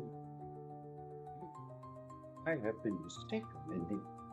Saying these words, she shut the casement hastily without giving the young man time to reply. I had acted more wisely, said the princess to Bianca, with some sharpness, if I had let thee converse with this peasant. His inquisitiveness seems of a piece with thy own. It is not fit for me to argue with your highness, replied Bianca, but perhaps the questions I should have put to him would have been more to the purpose than those you have been pleased to ask him. Oh, no doubt, said Matilda, you are a very discreet personage. May I know what you would have asked him? A bystander often sees more of the game than those that play, answered Bianca. Does your highness think, madam, that this question about my Lady Isabella was the result of mere curiosity? No, no, madam, there is more in it than you great folks are aware of. Lopez told me that all the servants believe this young fellow contrived my Lady Isabella's escape. Now pray, madam, observe, you and I both know that my Lady Isabella never much fancied the prince your brother. Well, he is killed just in a critical minute. I accuse nobody. A helmet falls from the moon, so my lord your father says. But Lopez and all the servants say that this young spark is a magician and stole it from Alfonso's tomb. Have done with this rhapsody of impertinence, said Matilda. Nay, madam, as you please, cried Bianca. Yet it is very particular, though, that my Lady Isabella should be missing the very same day, and that this young sorcerer should be found at the mouth of the trap-door. I accuse nobody, but if my young lord came honestly by his death, dare not on thy duty, said Matilda, to breathe a suspicion on the purity of my dear Isabella's fame. Purity or not purity, said Bianca, gone she is. A stranger is found that nobody knows. You question him yourself, he tells you he is in love or unhappy, it is the same thing. Nay, he owned he was unhappy about others. And is anybody unhappy about another unless they are in love with them? And at the very next word he asks innocently, so if my Lady Isabella is missing. To be sure, said Matilda, thy observations are not totally without foundation. Isabella's flight amazes me. The curiosity of the stranger is very particular. Yet Isabella never concealed a thought from me. So she told you, said Bianca, to fish out your secrets. But who knows, madam, but this stranger may be some prince in disguise. Do, madam, let me open the window and ask him a few questions. No, replied Matilda, I will ask him myself, if he knows aught of Isabella. He is not worthy I should converse farther with him. She was going to open the casement when they heard the bell ring at the postern gate of the castle, which is on the right hand of the tower, where Matilda lay. This prevented the princess from renewing the conversation with the stranger. After continuing silent for some time, I am persuaded, said she to Bianca, that whatever be the cause of Isabella's flight, it had no unworthy motive. If this stranger was accessory to it, she must be satisfied with his fidelity and worth. I observed, did not you, Bianca, that his words were tinctured with an uncommon infusion of piety. It was no ruffian speech. His phrases were becoming a man of gentle birth. I told you, madam, said Bianca, that I was sure he was some prince in disguise. And yet, said Matilda, if he was privy to her escape, how will you account for his not accompanying her in her flight? Why expose himself unnecessarily and rashly to my father's resentment? As for that, madam, replied she, if he could get from under the helmet, he will find ways of eluding your father's anger. I do not doubt but he has some talisman or other about him. You resolve everything into magic, said Matilda. But a man who has any intercourse with infernal spirits does not dare to make use of those tremendous and holy words which he uttered. Didst thou not observe with what fervor he vowed to remember me to heaven in his prayers? Yes, Isabella was undoubtedly convinced of his piety. Commend me to the piety of a young fellow and a damsel that consult to elope, said Bianca. No, no, madam, my Lady Isabella is of another guess mould than you take her for. She used indeed to sigh and lift up her eyes in your company, because she knows you are a saint. But when your back was turned, you wrong her, said Matilda. Isabella is no hypocrite. She has a due sense of devotion, but never affected a call she has not. On the contrary, she always combated my inclination for the cloister, and though I own the mystery she has made to me of her flight confounds me, though it seems inconsistent with the friendship between us, I cannot forget the disinterested warmth with which she always opposed my taking the veil. She wished to see me married, though my dower would have been a loss to her and my brother's children. For her sake, I will believe well of this young peasant. Then you do think there is some liking between them, said Bianca. While she was speaking, a servant came hastily into the chamber and told the princess that the Lady Isabella was found. Where? Said Matilda. She has taken sanctuary in St. Nicholas's church, replied the servant. Father Jerome has brought the news himself. He is below with his highness. Where is my mother? Said Matilda. She is in her own chamber, madam, and has asked for you. Manfred had risen at the first dawn of light, and gone to Hippolyta's apartment to inquire if she knew aught of Isabella. While he was questioning her, word was brought that Jerome demanded to speak with him.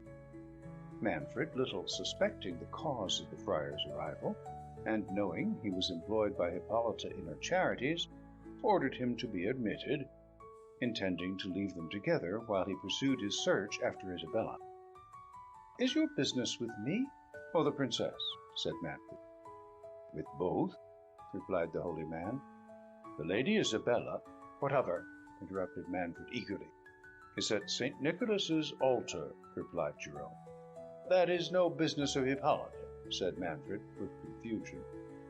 Let us retire to my chamber, father, and inform me how she came thither. No, my lord, replied the good man, with an air of firmness and authority that daunted even the resolute Manfred, who could not help revering the saint-like virtues of Jerome. My commission is to both, and with your highness's good liking, in the presence of both I shall deliver it. But first, my lord, I must interrogate the princess, whether she is acquainted with the cause of the Lady Isabella's retirement from your castle. No, on my soul, said Hippolyta. Does Isabella charge me with being privy to it?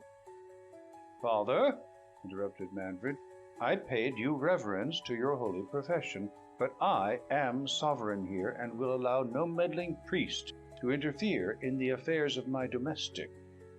If you have aught to say, attend me to my chamber. I do not use to let my wife be acquainted with the secret affairs of my state. They are not within a woman's province. My lord, said the holy man, I am no intruder into the secrets of families. My office is to promote peace, to heal divisions, to preach repentance, and teach mankind to curb their headstrong passions. I forgive your highness's uncharitable apostrophe. I know my duty, and am the minister of a mightier prince than Manfred. Hearken to him who speaks through my organs. Manfred trembled with rage and shame. Hippolyta's countenance declared her astonishment and impatience to know where this would end. Her silence more strongly spoke her observance of Manfred. The Lady Isabella, resumed Jerome, commends herself to both your highnesses. She thanks both for the kindness with which she has been treated in your castle. She deplores the loss of your son, and her own misfortune in not becoming the daughter of such wise and noble princes, whom she shall always respect as parents. She prays for uninterrupted union and felicity between you. Manfred's color changed. But as it is no longer possible for her to be allied to you, she entreats your consent to remain in sanctuary, till she can learn news of her father, or, by the certainty of his death, be at liberty, with the approbation of her guardians, to dispose of herself in suitable marriage. I shall give no such consent, said the prince, but insist on her return to the castle without delay. I am answerable for her person to her guardians, and will not brook her being in any hands but my own. Your Highness will recollect whether that can any longer be proper, replied the friar. I want no monitor, said Manfred, colouring. Isabella's conduct leaves room for strange suspicions, and that young villain, who was at least the accomplice of her flight, if not the cause of it— The cause, interrupted Jerome. Was a young man the cause? This is not to be borne, cried Manfred. Am I to be bearded in my own palace by an insolent monk? Thou art privy, I guess, to their amours. I would pray to heaven to clear up your uncharitable surmises, said Jerome, if your Highness were not satisfied in your conscience how unjustly you accuse me. I do pray to heaven to pardon that uncharitableness, and I implore your Highness to leave the princess at peace in that holy place, where she is not liable to be disturbed by such vain and worldly fantasies as discourses of love from any man. Can't not to me, said Manfred, but return and bring the princess to her duty. It is my duty to prevent her return hither, said Jerome. She is where orphans and virgins are safest from the snares and wiles of this world, and nothing but a parent's authority shall take her thence.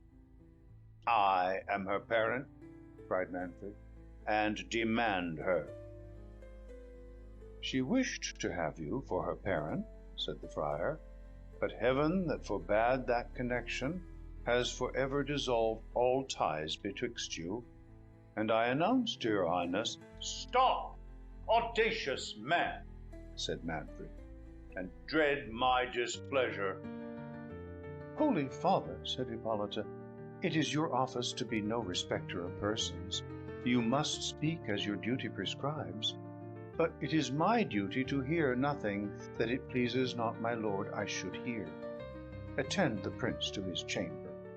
I will retire to my oratory and pray to the Blessed Virgin to inspire you with her holy counsels, and to restore the heart of my gracious lord to its wonted peace and gentleness. Excellent woman, said the friar. My lord, I attend your pleasure. Manfred, accompanied by the friar, passed to his own apartment, where, shutting the door, I perceive, father, said he, that Isabella has acquainted you with my purpose. Now hear my resolve, and obey. Reasons of state, most urgent reasons, my own and the safety of my people, demand that I should have a son. It is in vain to expect an heir from Hippolyta. I have made choice of Isabella. You must bring her back, and you must do more.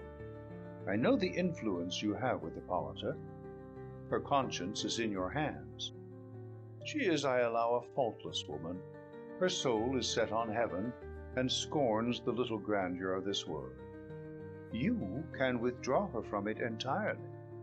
Persuade her to consent to the dissolution of our marriage, and to retire into a monastery. She shall endow one if she will, and she shall have the means of being as liberal to your order as she or you can wish. Thus you will divert the calamities that are hanging over our heads, and have the merit of saving the principality of Otranto from destruction. You are a prudent man, and though the warmth of my temper betrayed me into some unbecoming expressions, I honor your virtue, and wish to be indebted to you for the repose of my life and the preservation of my family. The will of heaven be done, said the friar. I am but its worthless instrument. It makes use of my tongue to tell thee, prince, of thy unwarrantable designs.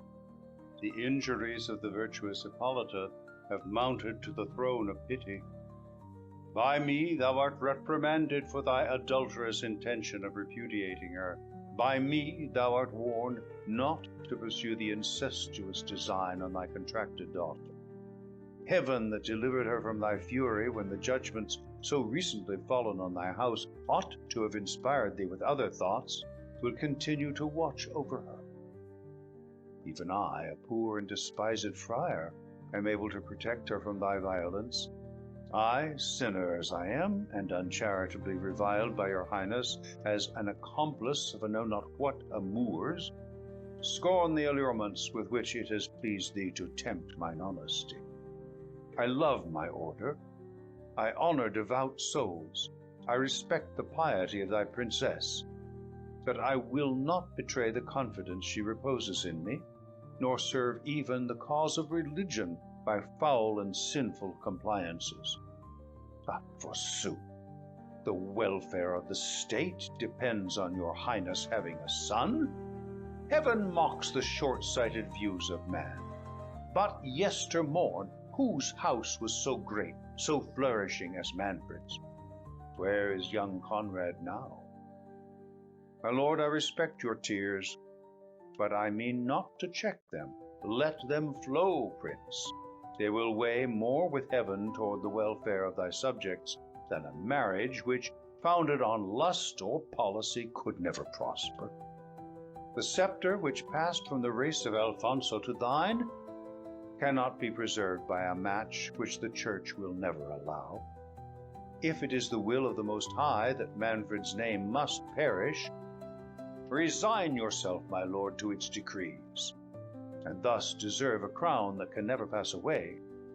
Come, my lord, I like this sorrow. Let us return to the princess. She is not apprised of your cruel intentions, nor did I mean more than to alarm you. You saw with what gentle patience, with what efforts of love she rejected hearing the extent of your guilt. I know she longs to fold you in her arms and assure you of her unalterable affection. Father, said the prince, you mistake my compunction. True, I honor Hippolyta's virtues. I think her a saint, and wish it were for my soul's health to tie faster the knot that has united us. But alas, father, you know not the bitterest of my pangs. It is some time that I have had scruples on the legality of our union. Hippolyta is related to me in the 4th degree. It is true we had a dispensation, but I have been informed that she had also been contracted to another. This it is that sits heavy at my heart. To this state of unlawful wedlock I impute the visitation that has fallen on me in the death of Conrad. Ease my conscience of this burden, dissolve our marriage, and accomplish the work of godliness, which your divine exhortations have commenced in my soul. How cutting was the anguish which the good man felt when he perceived this turn in the wily prince. He trembled for Hippolyta, whose ruin he saw was determined, and he feared, if Manfred had no hope of recovering Isabella, that his impatience for a son would direct him to some other object who might not be equally proof against the temptation of Manfred's rank. For some time the holy man remained absorbed in thought. At length, conceiving some hopes from delay, he thought the wisest conduct would be to prevent the prince from despairing of recovering Isabella. Her the friar knew he could dispose, from her affection to Hippolyta, and from the aversion she had expressed to him for Manfred's addresses, to second his views till the censures of the Church could be fulminated against a divorce.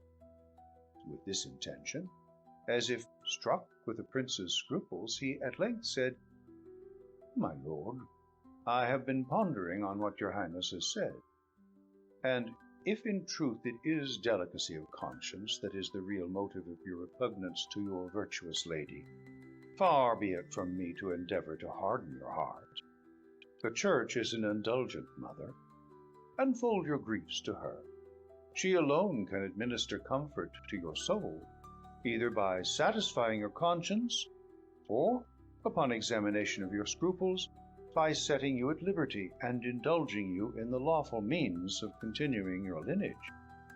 In the latter case, if the Lady Isabella can be brought to consent, Manfred, who concluded that he had either overreached the good man, or that his first warmth had been but a tribute paid to appearance, was overjoyed at this sudden turn, and repeated the most magnificent promises if he should succeed by the friar's mediation. The well-meaning priest suffered him to deceive himself, fully determined to traverse his views instead of seconding them. "Since we now understand one another," resumed the prince, "I expect, father, that you satisfy me in one point. Who is the youth that I found in the vault? He must have been privy to Isabella's flight. Tell me truly, is he her lover? Or is he an agent for another's passion? I have often suspected Isabella's indifference to my son. 1,000 circumstances crowd on my mind that confirm that suspicion. She herself was so conscious of it that while I discoursed her in the gallery, she outran my suspicions and endeavored to justify herself from coolness to comrade." The friar, who knew nothing of the youth but what he had learnt occasionally from the princess, ignorant what was become of him, and not sufficiently reflecting on the impetuosity of Manfred's temper, conceived that it might not be amiss to sow the seeds of jealousy in his mind. They might be turned to some use hereafter, either by prejudicing the prince against Isabella, if he persisted in that union, or by diverting his attention to the wrong scent, and employing his thoughts on the visionary intrigue, prevent his engaging in any new pursuit. With this unhappy policy, he answered in a manner to confirm Manfred in the belief of some connection between Isabella and the youth. The prince, whose passions wanted little fuel to throw them into a blaze, fell into a rage at the idea of what the friar suggested. "I will fathom to the bottom of this intrigue," cried he, and quitting Jerome abruptly with a command to remain there till his return, he hastened to the great hall of the castle and ordered the peasant to be brought before him. "Thou hardened young impostor," said the prince as soon as he saw the youth, "what becomes of thy boasted veracity now? It was Providence, was it, and the light of the moon that discovered the lock of the trap-door to thee? Tell me, audacious boy, who thou art, and how long thou hast been acquainted with the princess. And take care to answer with less equivocation than thou didst last night, or tortures shall wring the truth from thee." The young man, perceiving that his share in the flight of the princess was discovered, and concluding that anything he should say could no longer be of any service or detriment to her, replied, "I am no impostor, my lord, nor have I deserved opprobrious language. I answered to every question your highness put to me last night with the same veracity that I shall speak now, and that will not be from fear of your tortures, but because my soul abhors a falsehood. Please to repeat your questions, my lord. I am ready to give you all the satisfaction in my power." "You know my questions," replied the prince, "and only want time to prepare an evasion. Speak directly. Who art thou? And how long hast thou been known to the princess?" "I am a laborer at the next village," said the peasant. "My name is Theodore. The princess found me in the vault last night. Before that hour, I never was in her presence." "I may believe as much or as little as I please of this," said Manfred, "but I will hear thy own story before I examine into the truth of it. Tell me, what reason did the princess give thee for making her escape? Thy life depends on thy answer." "She told me," replied Theodore, "that she was on the brink of destruction, and that if she could not escape from the castle, she was in danger in a few moments of being made miserable forever." "And on this slight foundation, on a silly girl's report," said Manfred, "thou didst hazard my displeasure?" "I fear no man's displeasure," said Theodore, "when a woman in distress puts herself under my protection." During this examination, Matilda was going to the apartment of Hippolyta. At the upper end of the hall where Manfred sat was a boarded gallery with latticed windows, through which Matilda and Bianca were to pass. Hearing her father's voice, and seeing the servants assembled round him, she stopped to learn the occasion. The prisoner soon drew her attention. The steady and composed manner in which he answered, and the gallantry of his last reply, which were the first words she heard distinctly, interested her in his favor. His person was noble, handsome, and commanding, even in that situation, but his countenance soon engrossed her whole care. "Heavens, Bianca," said the princess softly, "do I dream? Or is not that youth the exact resemblance of Alfonso's picture in the gallery?" She could say no more, for her father's voice grew louder at every word. "This bravado," said he, "surpasses all thy former insolence. Thou shalt experience the wrath with which thou darest to trifle. Seize him," continued Manfred, "and bind him. The first news the princess hears of her champion shall be that he has lost his head for her sake." "The injustice of which thou art guilty towards me," said Theodore, "convinces me that I have done a good deed in delivering the princess from thy tyranny. May she be happy, whatever becomes of me." "This is a lover," cried Manfred in a rage. "A peasant within sight of death is not animated by such sentiments. Tell me, rash boy, who thou art, or the rat shall force thy secret from me." "Thou hast threatened me with death already," said the youth, "for the truth I have told thee. If that is all the encouragement I am to expect for sincerity, I am not tempted to indulge thy vain curiosity further." "Then thou wilt not speak?" said Manfred. "I will not," replied he. "Bear him away into the courtyard," said Manfred. "I will see his head this instant severed from his body." Matilda fainted at hearing those words. Bianca shrieked and cried, "Help! Help! The princess is dead!" Manfred started at this ejaculation and demanded what was the matter. The young peasant, who heard it too, was struck with horror, and asked eagerly the same question. But Manfred ordered him to be hurried into the court, and kept there for execution, till he had informed himself of the cause of Bianca's shrieks. When he learned the meaning, he treated it as a womanish panic, and, ordering Matilda to be carried to her apartment, he rushed into the court, and calling for one of his guards, bade Theodore kneel down and prepare to receive the fatal blow. The undaunted youth received the bitter sentence with a resignation that touched every heart but Manfred's.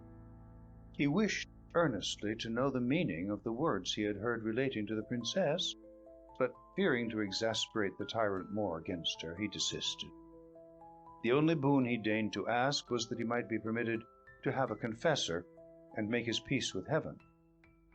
Manfred, who hoped by the confessor's means to come at the youth's history, readily granted his request, and being convinced that Father Jerome was now in his interest, he ordered him to be called and shrive the prisoner. The holy man, who had little foreseen the catastrophe that his imprudence occasioned, fell on his knees to the prince, and adjured him in the most solemn manner not to shed innocent blood. He accused himself in the bitterest terms for his indiscretion, endeavored to disculpate the youth, and left no method untried to soften the tyrant's rage. Manfred, more incensed than appeased by Jerome's intercession, whose retraction now made him suspect he had been imposed upon by both, commanded the friar to do his duty, telling him he would not allow the prisoner many minutes for confession. "Nor do I ask many, my lord," said the unhappy young man. "My sins, thank heaven, have not been numerous, nor exceed what might be expected at my years. Dry your tears, good father, and let us dispatch. This is a bad world, nor have I had cause to leave it with regret." "O wretched youth," said Jerome, "how canst thou bear the sight of me with patience? I am thy murderer. It is I have brought this dismal hour upon thee." "I forgive thee from my soul," said the youth, "as I hope heaven will pardon me. Hear my confession, father, and give me thy blessing." "How can I prepare thee for thy passage as I ought?" said Jerome. Thou canst not be saved without pardoning thy foes. And canst thou forgive that impious man there?" "I can," said Theodore. "I do." "And does not this touch thee, cruel prince?" said the friar. "I sent for thee to confess him," said Manfred sternly, "not to plead for him. Thou didst first incense me against him. His blood be upon thy head." "It will," said the good man, in an agony of sorrow. "Thou and I must never hope to go where this blessed youth is going." "Dispatch!" said Manfred. "I am no more to be moved by the whining of priests than by the shrieks of women." "What?" said the youth. "Is it possible that my fate could have occasioned what I heard? Is the princess then again in thy power?" "Thou dost but remember me of my wrath," said Manfred. "Prepare thee, for this moment is thy last."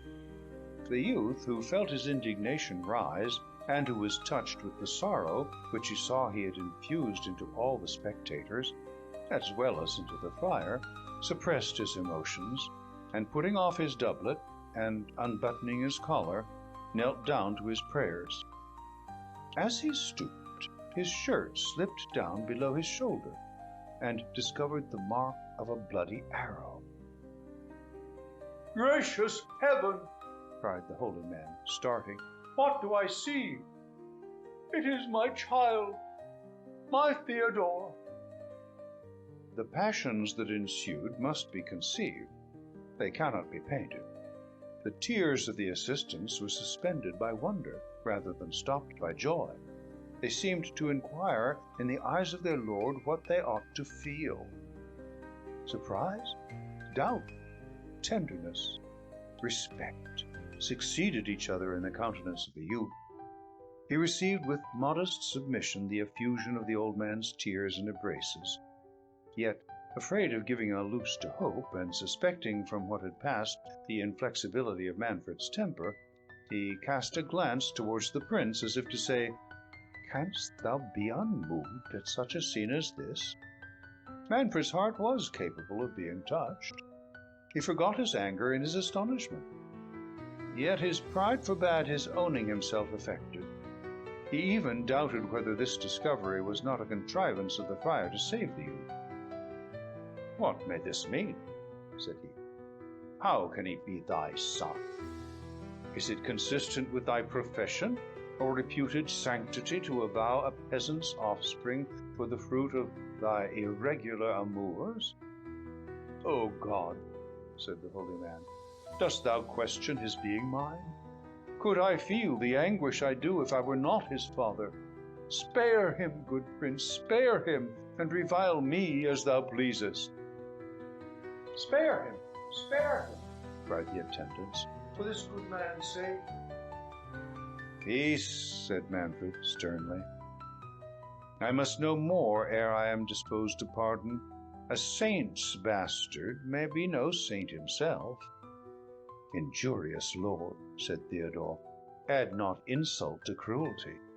If I am this venerable man's son, though no prince as thou art, know the blood that flows in my veins—" "Yes," said the friar, interrupting him, "his blood is noble, nor is he that abject thing, my lord, you speak him.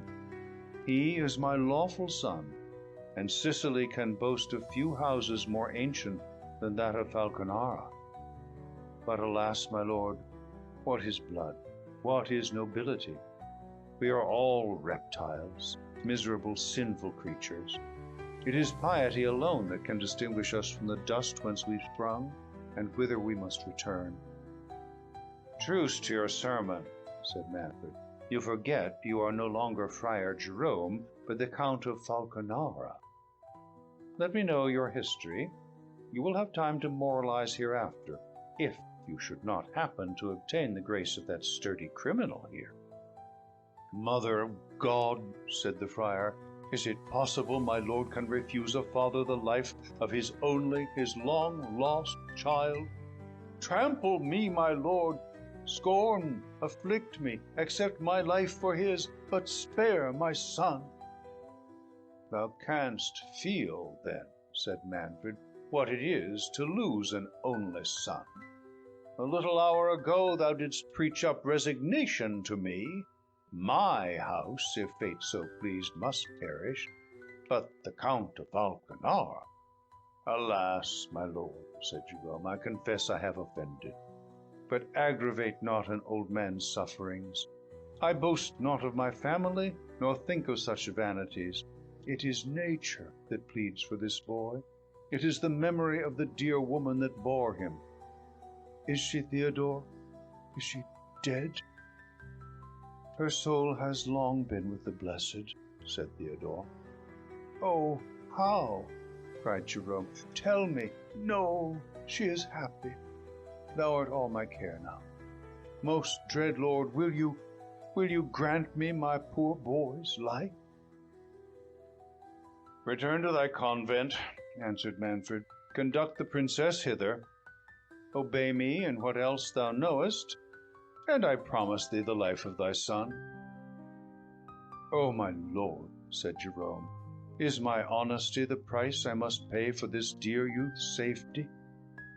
"For me," cried Theodore, "let me die 1,000 deaths rather than stain thy conscience. What is it the tyrant would exact of thee? Is the princess still safe from his power? Protect her, thou venerable old man, and let all the weight of his wrath fall on me."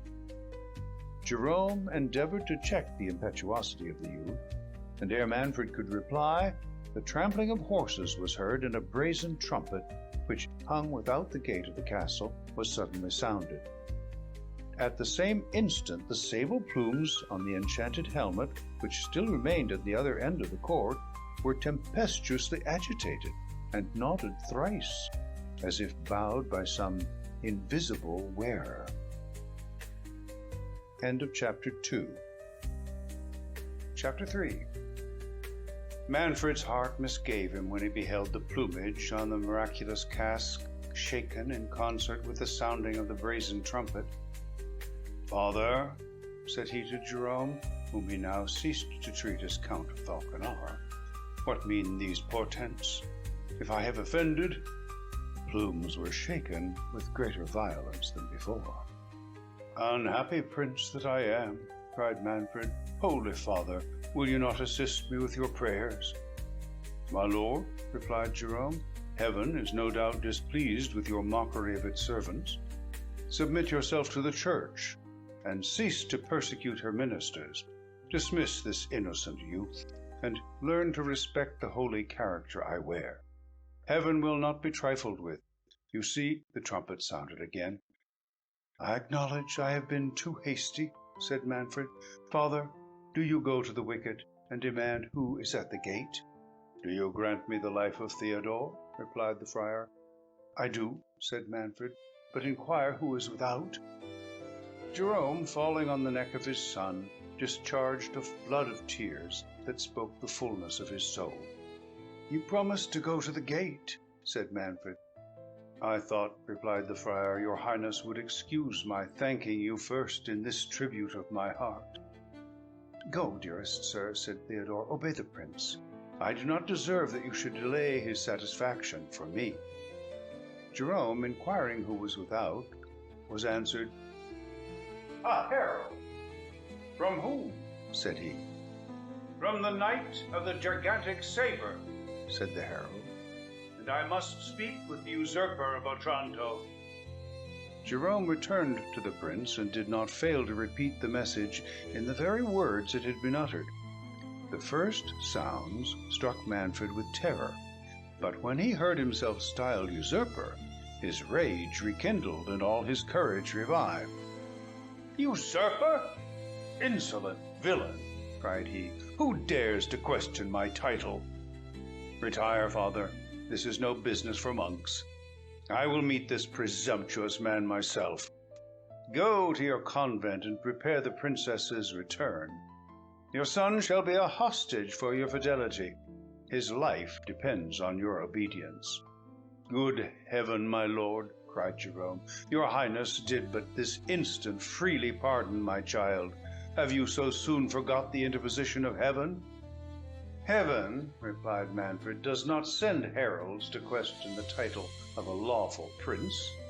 I doubt whether it even notifies its will through friars. But that is your affair, not mine. At present, you know my pleasure, and it is not a saucy herald that shall save your son if you do not return with the princess." It was in vain for the holy man to reply. Manfred commanded him to be conducted to the postern gate and shut out from the castle.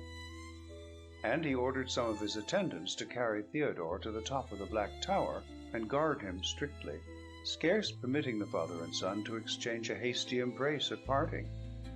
He then withdrew to the hall, and, seating himself in princely state, ordered the herald to be admitted to his presence. "Well, thou insolent," said the prince, "what wouldst thou with me?" "I come," replied he, "to thee, Manfred, usurper of the principality of Otranto, from the renowned and invincible knight, the knight of the gigantic sabre. In the name of his lord Frederick, Marquis of Vicenza, he demands the Lady Isabella, daughter of that prince whom thou hast basely and traitorously got into thy power by bribing her false guardians during his absence. And he requires thee to resign the principality of Otranto, which thou hast usurped from the said Lord Frederick, the nearest of blood to the last rightful lord, Alfonso the Good. If thou dost not instantly comply with these just demands, he defies thee to single combat to the last extremity." And so saying, the herald cast down his warder. "And where is this braggart who sends thee?" said Manfred. "At the distance of a league," said the herald. "He comes to make good his lord's claim against thee, as he is a true knight, and thou an usurper and ravisher." Injurious as this challenge was, Manfred reflected that it was not his interest to provoke the Marquis. He knew how well founded the claim of Frederick was, nor was this the first time he had heard of it. Frederick's ancestors had assumed the style of princes of Otranto from the death of Alfonso the Good without issue. But Manfred, his father and grandfather, had been too powerful for the house of Vicenza to dispossess them. Frederick, the martial and amorous young prince, had married a beautiful young lady of whom he was enamored, and who had died in childbed of Isabella. Her death affected him so much that he had taken the cross and gone to the Holy Land, where he was wounded in an engagement against the infidels, made prisoner, and reported to be dead. When the news reached Manfred's ears, he bribed the guardians of the Lady Isabella to deliver her up to him as a bride for his son Conrad, by which alliance he had proposed to unite the claims of the two houses. This motive, on Conrad's death, had cooperated to make him so suddenly resolve on espousing her himself, and the same reflection determined him now to endeavor at obtaining the consent of Frederick to this marriage. A like policy inspired him with the thought of inviting Frederick's champion into the castle, lest he should be informed of Isabella's flight, which he strictly enjoined his domestics not to disclose to any of the knight's retinue. "Herald," said Manfred, as soon as he had digested these reflections, "return to thy master and tell him, ere we liquidate our differences by the sword, Manfred would hold some converse with him. Bid him welcome to my castle, where, by my faith, as I am a true knight, he shall have courteous reception, and full security for himself and followers. If we cannot adjust our quarrel by amicable means, I swear he shall depart in safety, and shall have full satisfaction according to the laws of arms. So help me God and his Holy Trinity." The herald made 3 obeisances and retired. During this interview, Jerome's mind was agitated by 1,000 contrary passions. He trembled for the life of his son, and his first thought was to persuade Isabella to return to the castle. Yet he was scarce less alarmed at the thought of her union with Manfred.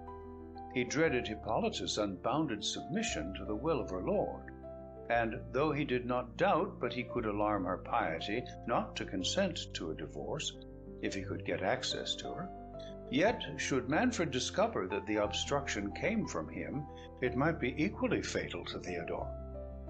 He was impatient to know whence came the herald, who with so little management had questioned the title of Manfred. Yet he did not dare absent himself from the convent, lest Isabella should leave it, and her flight be imputed to him. He returned disconsolately to the monastery, uncertain on what conduct to resolve. A monk who met him on the porch, and observed his melancholy air, said, "Alas, brother, is it then true that we have lost our excellent Princess Hippolyta?" The holy man started and cried, "What meanest thou, brother?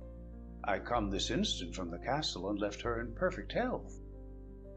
"Martelli," replied the other friar, "passed by the convent but a quarter of an hour ago on his way from the castle, and reported that her highness was dead. All our brethren have gone to the chapel to pray for her happy transit to a better life, and willed me to wait thy arrival. They know thy holy attachment to that good lady, and are anxious for the affliction it will cause in thee. Indeed, we have all reason to weep. She was a mother to our house. But this life is a pilgrimage. We must not murmur. We shall all follow her. May our end be like hers." "Good brother, thou dreamest," said Jerome. "I tell thee I come from the castle, and left the princess well. Where is the Lady Isabella?" "Poor gentlewoman," replied the friar. "I told her the sad news, and offered her spiritual comfort. I reminded her of the transitory condition of mortality, and advised her to take the veil.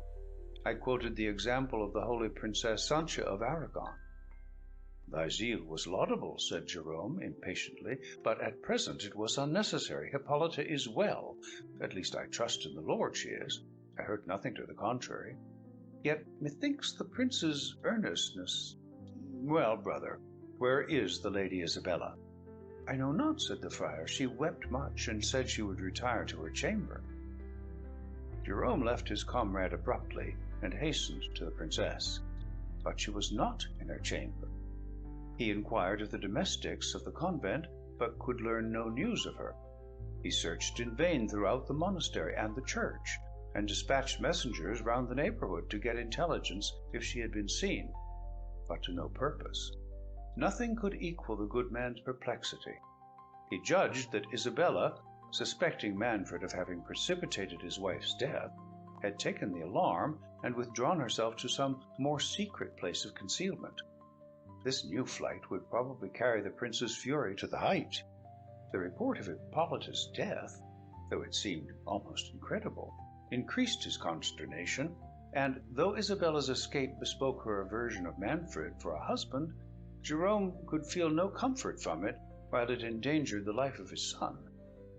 He determined to return to the castle, and made several of his brethren accompany him to attest his innocence to Manfred, and, if necessary, join their intercession with his for Theodore. The prince, in the meantime, had passed into the court, and ordered the gates of the castle to be flung open for the reception of the stranger knight and his train. In a few minutes the cavalcade arrived. First came 2 harbingers with wands, next a herald, followed by 2 pages and 2 trumpets, then 100 foot guards. These were attended by as many horse.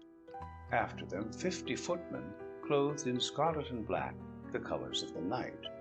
Then a led horse, 2 heralds on each side of a gentleman on horseback bearing a banner with the arms of Vicenza and Otranto quarterly, a circumstance that much offended Manfred, but he stifled his resentment. 2 more pages, the knight's confessor telling his beads, 50 more footmen clad as before, 2 knights habited in complete armor, their beavers down, comrades to the principal knight, the squires of the 2 knights carrying their shields and devices, the knight's own squire, 100 gentlemen bearing an enormous sword and seeming to faint under the weight of it, the knight himself on a chestnut steed in complete armor, his lance in the rest, his face entirely concealed by his visor, which was surmounted by a large plume of scarlet and black feathers. 50 foot guards with drums and trumpets closed the procession, which wheeled off to the right and left to make room for the principal knight. As soon as he approached the gate, he stopped, and the herald advancing read again the words of the challenge. Manfred's eyes were fixed on the gigantic sword, and he scarce seemed to attend to the cartel. But his attention was soon diverted by a tempest of wind that rose behind him. He turned and beheld the plumes of the enchanted helmet agitated in the same extraordinary manner as before. It required intrepidity like Manfred's not to sink under a concurrence of circumstances that seemed to announce his fate.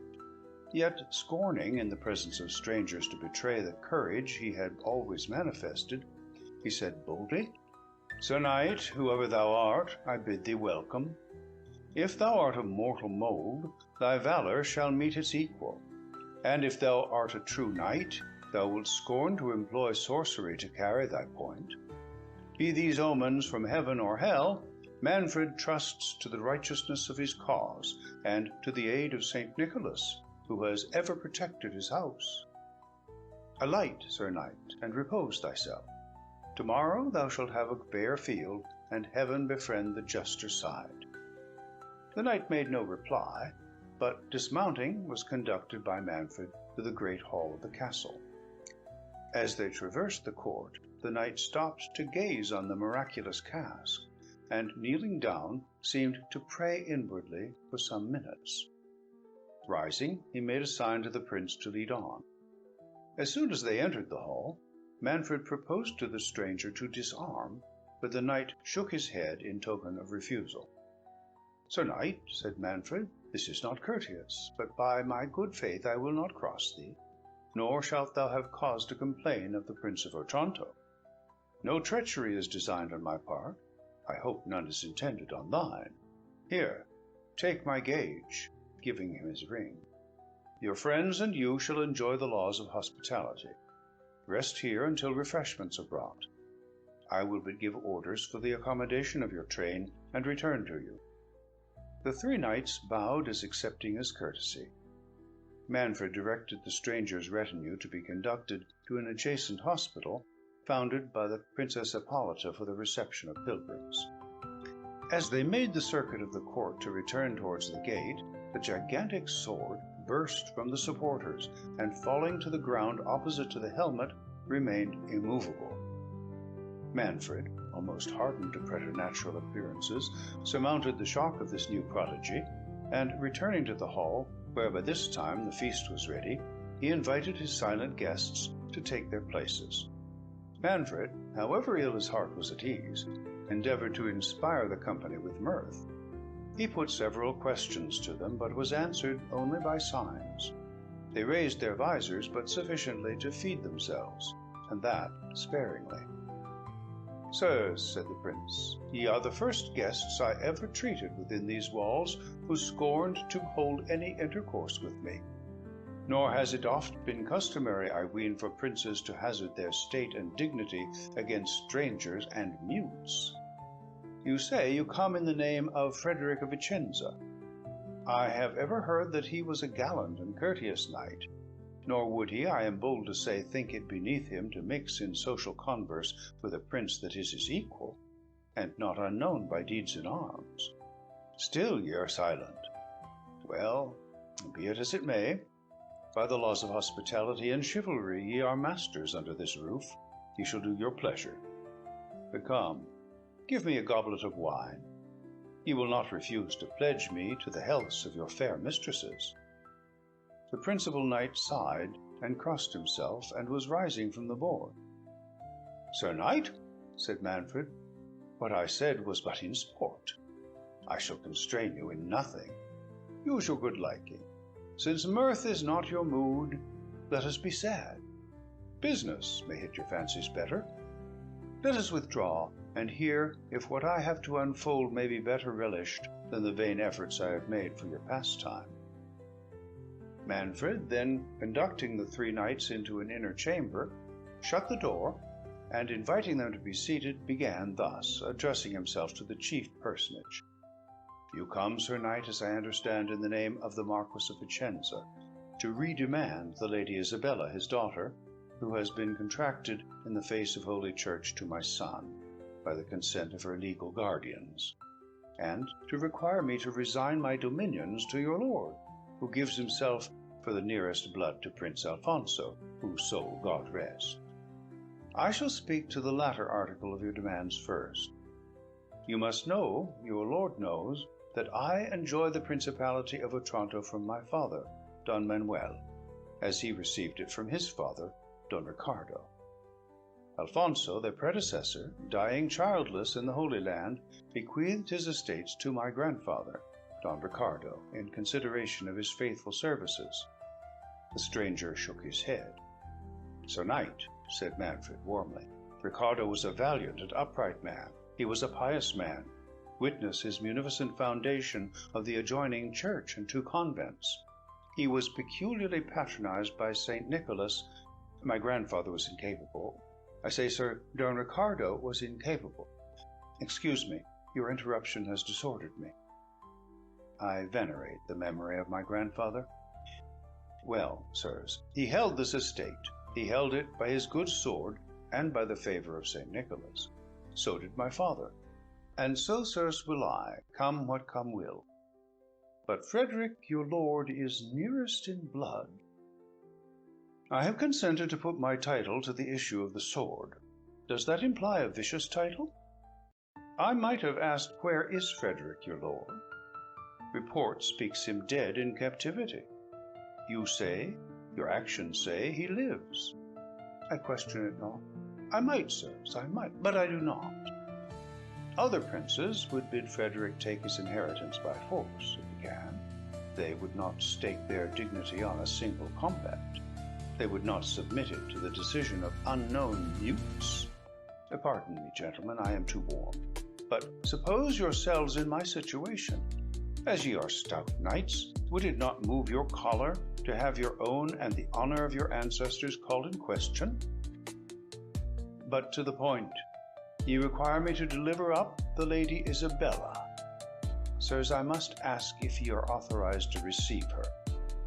The knight nodded. Receive her, continued Manfred. Well, you are authorized to receive her. But, gentle knight, may I ask if you have full powers? The knight nodded. "'Tis well," said Manfred. "Then hear what I have to offer. Ye see, gentlemen, before you the most unhappy of men." He began to weep. "Afford me your compassion." "I am entitled to it, indeed I am. No, I have lost my only hope, my joy, the support of my house. Conrad died yestermorning." The knights discovered signs of surprise. "Yes, sirs, fate has disposed of my son. Isabella is at liberty." "Do you then restore her?" cried the chief knight, breaking silence. "Afford me your patience," said Manfred. "I rejoice to find by this testimony of your goodwill that this matter may be adjusted without blood. It is no interest of mine dictates what little I have farther to say. Ye behold in me a man disgusted with the world. The loss of my son has weaned me from earthly cares. Power and greatness have no longer any charms in my eyes. I wished to transmit the scepter I had received from my ancestors with honor to my son. But that is over.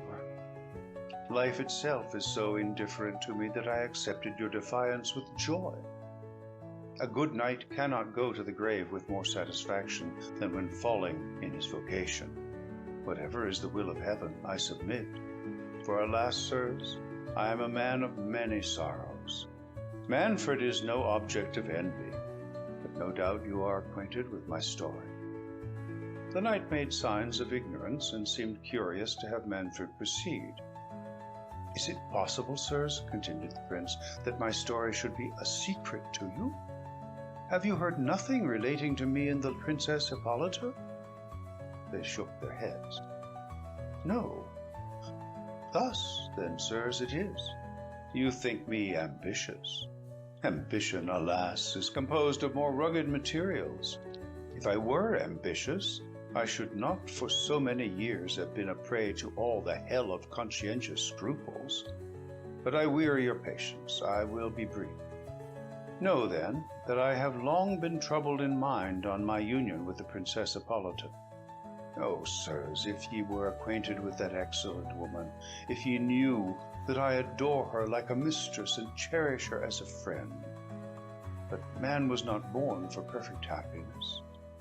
She shares my scruples, and with her consent I have brought this matter before the Church, for we are related within the forbidden degrees.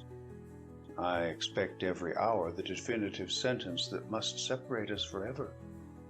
I am sure you feel for me. I see you do. Pardon these tears." The knights gazed on each other, wondering where this would end. Manfred continued, "The death of my son, betiding while my soul was under this anxiety, I thought of nothing but resigning my dominions and retiring forever from the sight of mankind. My only difficulty was to fix on a successor who would be tender to my people, and to dispose of the Lady Isabella, who is dear to me as my own blood. I was willing to restore the line of Alfonso, even in his most distant kindred, and though, pardon me, I am satisfied it was his will that Ricardo's lineage should take place of his own relations, yet where was I to search for those relations? I knew of none but Frederick, your lord.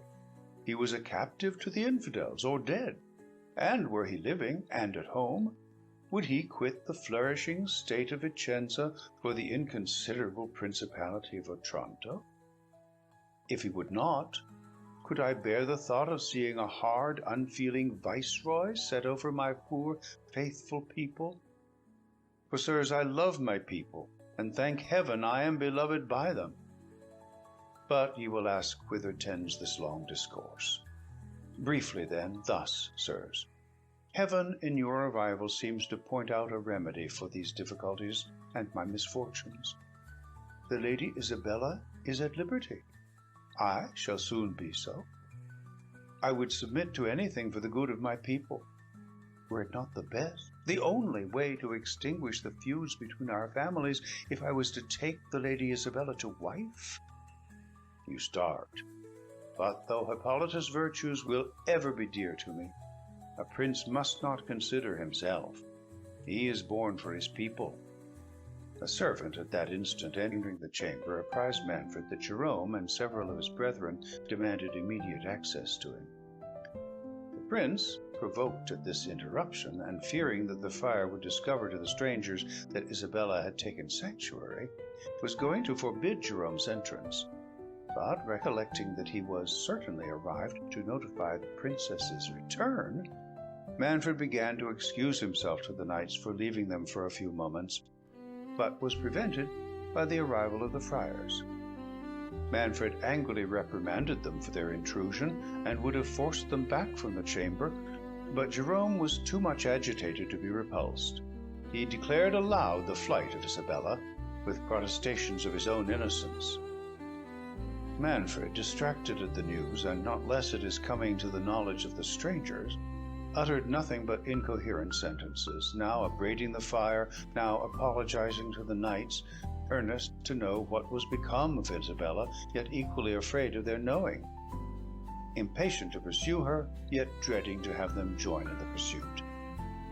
He offered to dispatch messengers in quest of her, but the chief knight, no longer keeping silence, reproached Manfred in bitter terms for his dark and ambiguous dealing, and demanded the cause of Isabella's first absence from the castle. Manfred, casting a stern look at Jerome, implying a command of silence, pretended that on Conrad's death he had placed her in sanctuary until he could determine how to dispose of her. Jerome, who trembled for his son's life, did not dare contradict this falsehood, but one of his brethren, not under the same anxiety, declared frankly that she had fled to their church in the preceding night. The prince in vain endeavored to stop this discovery, which overwhelmed him with shame and confusion. The principal stranger, amazed at the contradictions he heard, and more than half persuaded that Manfred had secreted the princess, notwithstanding the concern he expressed at her flight, rushing to the door, said, "Thou traitor prince, Isabella shall be found." Manfred endeavored to hold him, but the other knights assisting their comrade, he broke from the prince and hastened into the court, demanding his attendance. Manfred, finding it vain to divert him from the pursuit, offered to accompany him, and summoning his attendants, and taking Jerome and some of the friars to guide them, they issued from the castle.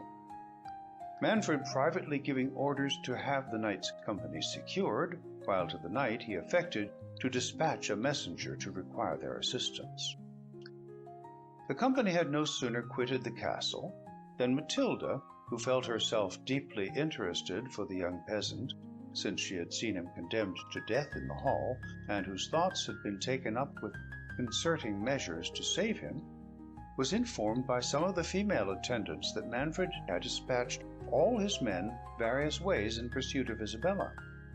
He had in his hurry given this order in general terms, not meaning to extend it to the guard he had set upon Theodore, but forgetting it. The domestics, officious to obey so peremptory a prince, and urged by their own curiosity and love of novelty to join in any precipitate chase, had to a man left the castle. Matilda disengaged herself from her women, stole up to the black tower, and, unbolting the door, presented herself to the astonished Theodore. "Young man," said she, "though filial duty and womanly modesty condemn the step I am taking, yet holy charity, surmounting all other ties, justifies this act. Fly! The doors of thy prison are open. My father and his domestics are absent, but they may soon return. Be gone in safety, and may the angels of heaven direct thy course." "Thou art surely one of those angels," said the enraptured Theodore. "None but a blessed saint could speak, could act, could look like thee. May I not know the name of my divine protectress? Methought thou namedst thy father. Is it possible? Can Manfred's blood feel holy pity? Lovely lady, thou answerest not. But how art thou here thyself? Why dost thou neglect thy own safety, and waste a thought on a wretch like Theodore? Let us fly together. The life thou bestowest shall be dedicated to thy defence." "Alas, thou mistakest," said Matilda, sighing. "I am Manfred's daughter, but no dangers await me." "Amazement," said Theodore. "But last night I blessed myself for yielding thee the service thy gracious compassion so charitably returns me now." "Still thou art in error," said the princess, "but this is no time for explanation. Fly, virtuous youth, while it is in my power to save thee. Should my father return, thou and I both should indeed have cause to tremble." "How?" said Theodore.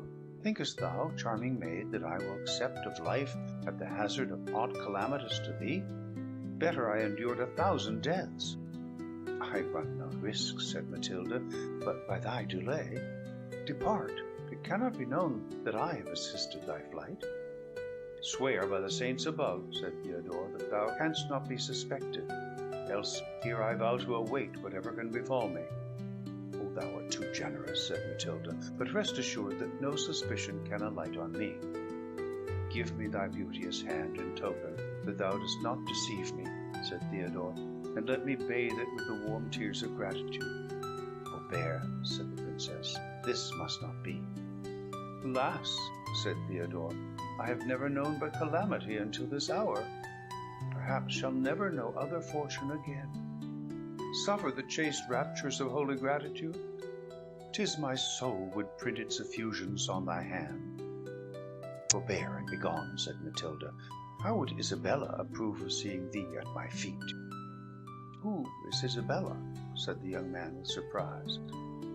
"Ah, me, I fear," said the princess, "I am serving a deceitful one. Hast thou forgot thy curiosity this morning? Thy looks, thy actions, all thy beauteous self seem an emanation of divinity," said Theodore, "but thy words are dark and mysterious. Speak, lady, speak to thy servant's comprehension." "Thou understandest but too well," said Matilda. But once more I command thee to be gone. Thy blood, which I may preserve, will be on my head if I waste the time in vain discourse." "I go, lady," said Theodore, "because it is thy will, and because I would not bring the grey hairs of my father with sorrow to the grave. Say but, adored lady, that I have thy gentle pity." "Stay," said Matilda, "I will conduct thee to the subterraneous vault by which Isabella escaped. It will lead thee to the church of St. Nicholas, where thou mayst take sanctuary." "What?" said Theodore. "Was it another, and not thy lovely self, that I assisted to find the subterraneous passage?" "It was," said Matilda, "but ask no more. I trembled to see thee still abide here. Fly to the sanctuary." "To sanctuary?" said Theodore. "No, princess, sanctuaries are for helpless damsels, or for criminals. Theodore's soul is free from guilt, nor will wear the appearance of it. Give me a sword, lady, and thy father shall learn that Theodore scorns an ignominious flight." "Rash youth," said Matilda, "thou wouldst not dare to lift thy presumptuous arm against the Prince of Otranto." "Not against thy father, indeed I dare not," said Theodore. "Excuse me, lady, I had forgotten." "But could I gaze on thee, and remember thou art sprung from the tyrant Manfred? But he is thy father, and from this moment my injuries are buried in oblivion." A deep and hollow groan, which seemed to come from above, startled the princess and Theodore. "Good heaven, we are overheard," said the princess.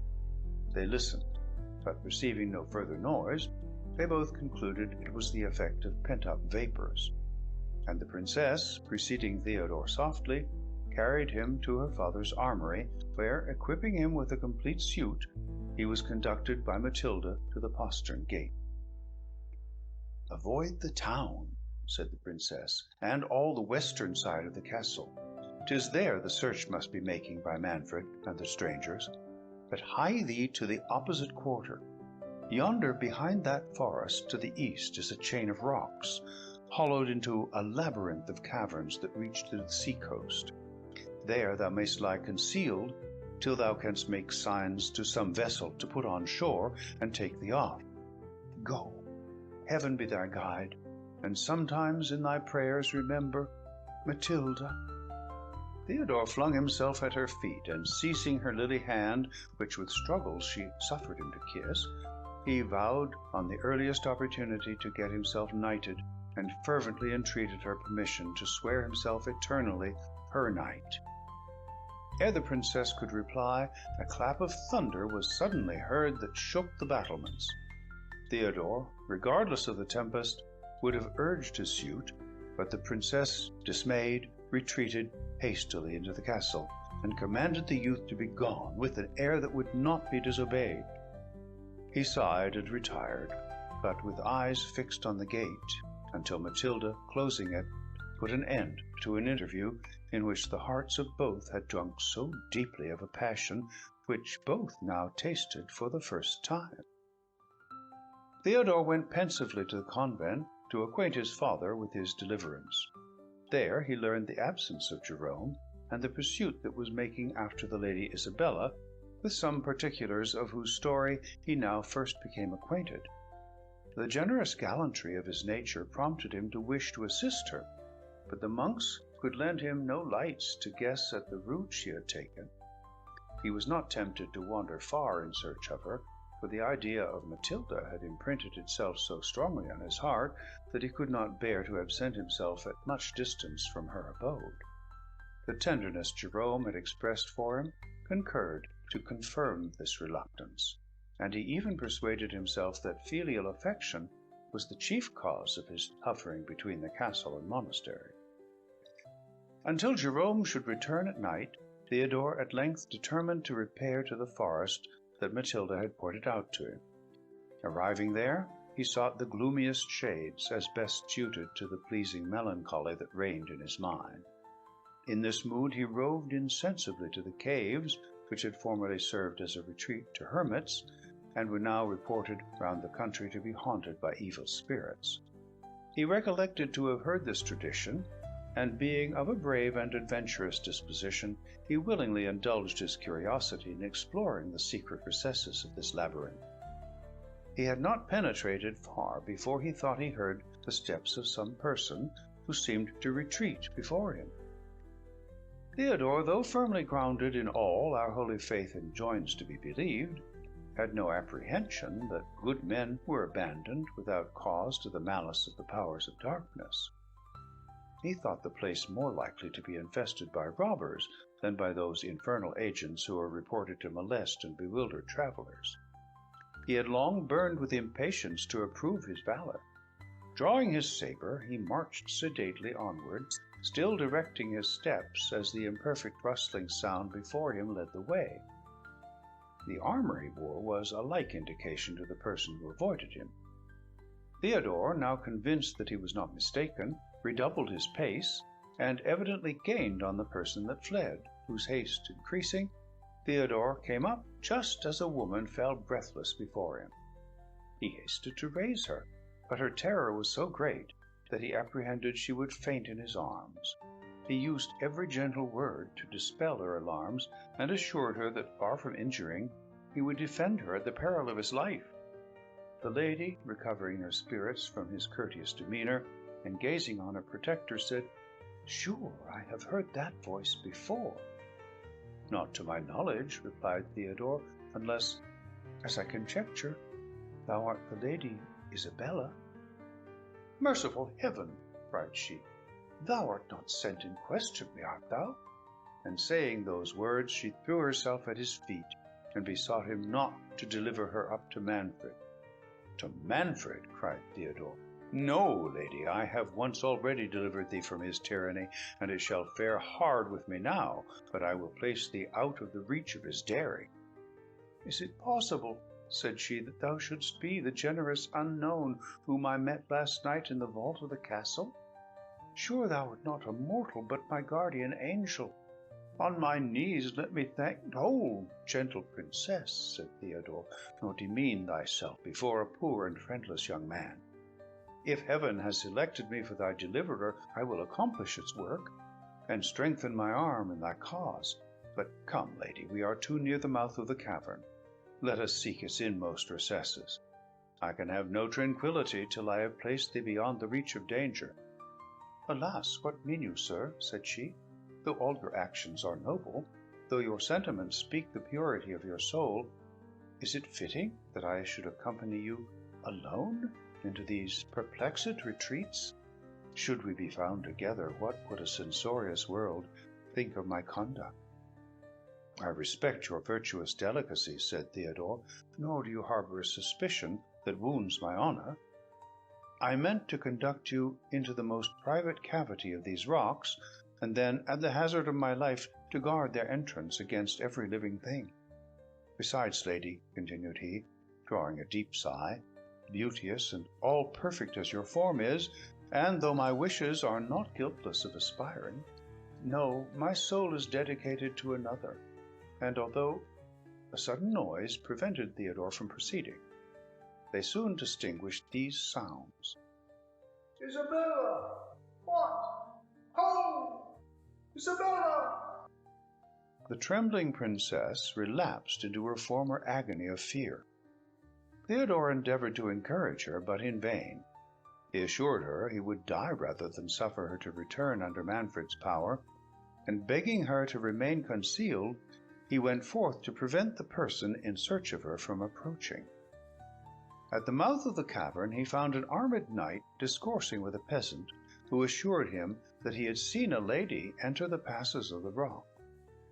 The knight was preparing to seek her, when Theodore, placing himself in his way with his sword drawn, sternly forbade him at his peril to advance.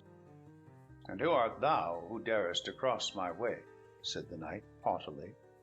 "One who does not dare more than he will perform," said Theodore. "I seek the Lady Isabella," said the knight, "and understand she has taken refuge among these rocks. Impede me not, or thou wilt repent having provoked my resentment."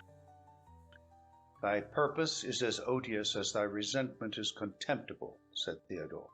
"Return whence thou camest, or we shall soon know whose resentment is most terrible." The stranger, who was the principal knight that had arrived from the Marquis of Vicenza, had galloped from Manfred as he was busied in getting information of the princess and giving various orders to prevent her falling into the power of the three knights.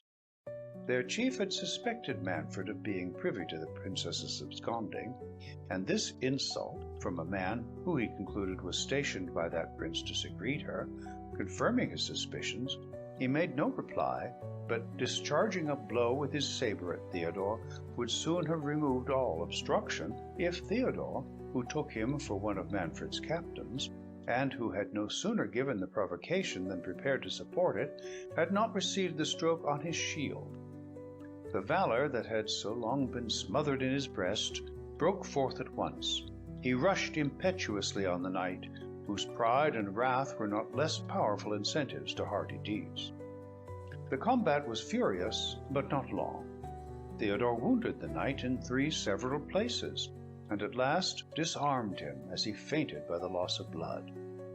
The peasant, who had fled on the first onset, had given the alarm to some of Manfred's domestics, who by his orders were dispersed through the forest in pursuit of Isabella. They came up as the knight fell, whom they soon discovered to be the noble stranger. Theodore, notwithstanding his hatred to Manfred, could not behold the victory he had gained without emotions of pity and generosity. But he was more touched when he learned the quality of his adversary, and was informed that he was no retainer but an enemy of Manfred. He assisted the servants of the latter in disarming the knight, and in endeavoring to staunch the blood that flowed from his wounds. The knight, recovering his speech, said in a faint and faltering voice, "Generous foe, we have both been in an error. I took thee for an instrument of the tyrant. I perceive thou hast made the like mistake. It is too late for excuses. I faint. If Isabella is at hand, call her. I have important secrets to—" "He is dying," said one of the attendants. "Has nobody a crucifix about them? Andrea, do thou pray over him." "Fetch some water," said Theodore, "and pour it down his throat, while I hasten to the princess." Saying this, he flew to Isabella, and in a few words told her modestly that he had been so unfortunate by mistake as to wound a gentleman from her father's court, who wished ere he died to impart something of consequence to her. The princess, who had been transported at hearing the voice of Theodore as he called to her to come forth, was astonished at what she heard. Suffering herself to be conducted by Theodore, the new proof of whose valor recalled her dispersed spirits, she came where the bleeding knight lay speechless on the ground. But her fears returned when she beheld the domestics of Manfred. She would again have fled if Theodore had not made her observe that they were unarmed, and had not threatened them with instant death if they should dare to seize the princess. The stranger, opening his eyes, and beholding a woman, said, "Art thou? Pray tell me truly. Art thou Isabella of Vicenza?" "I am," said she. "Good heaven restore thee. Then thou, said the knight, struggling for utterance, "ceased. Thy father. Give me one." "Oh, amazement, horror! What do I hear? What do I see?" cried Isabella. "My father? You, my father? How came you here, sir? For heaven's sake, speak. Oh, run for help, or he will expire." "'Tis most true," said the wounded knight, exerting all his force. "I am Frederick, thy father. Yes, I came to deliver thee. It will not be. Give me a parting kiss, and take—" "Sir," said Theodore, "do not exhaust yourself. Suffer us to convey you to the castle." "To the castle?" said Isabella. "Is there no help nearer than the castle? Would you expose my father to the tyrant? If he goes thither, I dare not accompany him. And yet, can I leave him?" "My child," said Frederick, "it matters not for me whither I am carried. A few minutes will place me beyond danger. But while I have eyes to dote on thee, forsake me not, dear Isabella. This brave knight, I know not who he is, will protect thy innocence. Sir, you will not abandon my child, will you?" Theodore, shedding tears over his victim, and vowing to guard the princess at the expense of his life, persuaded Frederick to suffer himself to be conducted to the castle. They placed him on a horse belonging to one of the domestics, after binding up his wounds as well as they were able. Theodore marched by his side, and the afflicted Isabella, who could not bear to quit him, followed mournfully behind. End of Chapter 3. Chapter 4. The sorrowful troop no sooner arrived at the castle than they were met by Hippolyta and Matilda, whom Isabella had sent one of the domestics before to advertise of their approach. The ladies, causing Frederick to be conveyed into the nearest chamber, retired, while the surgeons examined his wounds. Matilda blushed at seeing Theodore and Isabella together, but endeavored to conceal it by embracing the latter and condoling with her on her father's mischance. The surgeon soon came to acquaint Hippolyta that none of the Marquis's wounds were dangerous, and that he was desirous of seeing his daughter and the princesses. Theodore, under pretense of expressing his joy at being freed from his apprehensions of the combat being fatal to Frederick, could not resist the impulse of following Matilda. Her eyes were so often cast down on meeting his, that Isabella, who regarded Theodore as attentively as he gazed on Matilda, soon divined who the object was that he had told her in the cave engaged his affections. While this mute scene passed, Hippolyta demanded of Frederick the cause of his having taken that mysterious course for reclaiming his daughter, and threw in various apologies to excuse her lord for the match contracted between their children. Frederick, however incensed against Manfred, was not insensible to the courtesy and benevolence of Hippolyta, but he was still more struck with the lovely form of Matilda. Wishing to detain them by his bedside, he informed Hippolyta of his story. He told her that while prisoner to the infidels, he had dreamed that his daughter, of whom he had learned no news since his captivity, was detained in a castle where she was in danger of the most dreadful misfortunes, and that if he obtained his liberty and repaired to a wood near Joppa, he would learn more. Alarmed at this dream, and incapable of obeying the direction given by it, his chains became more grievous than ever. But while his thoughts were occupied on the means of obtaining his liberty, he received the agreeable news that the Confederate princes who were warring in Palestine had paid his ransom. He instantly set out for the wood that had been marked in his dream. For 3 days he and his attendants had wandered in the forest without seeing a human form, but on the evening of the 3rd they came to a cell in which they found a venerable hermit in the agonies of death. Applying rich cordials, they brought the fainting man to his speech. "My sons," said he, "I am bounden to your charity, but it is in vain. I am going to my eternal rest. Yet I die with the satisfaction of performing the will of heaven. When I first repaired to this solitude, after seeing my country become a prey to unbelievers, it is, alas, above 50 years since I was witness to that dreadful scene, St. Nicholas appeared to me, and revealed a secret, which he bade me never disclose to mortal man but on my deathbed. This is that tremendous hour, and ye are no doubt the chosen warriors to whom I was ordered to reveal my trust. As soon as ye have done the last offices to this wretched corse, dig under the 7th tree on the left hand of this poor cave, and your pains will... Oh, good heaven, receive my soul!" With those words the devout man breathed his last.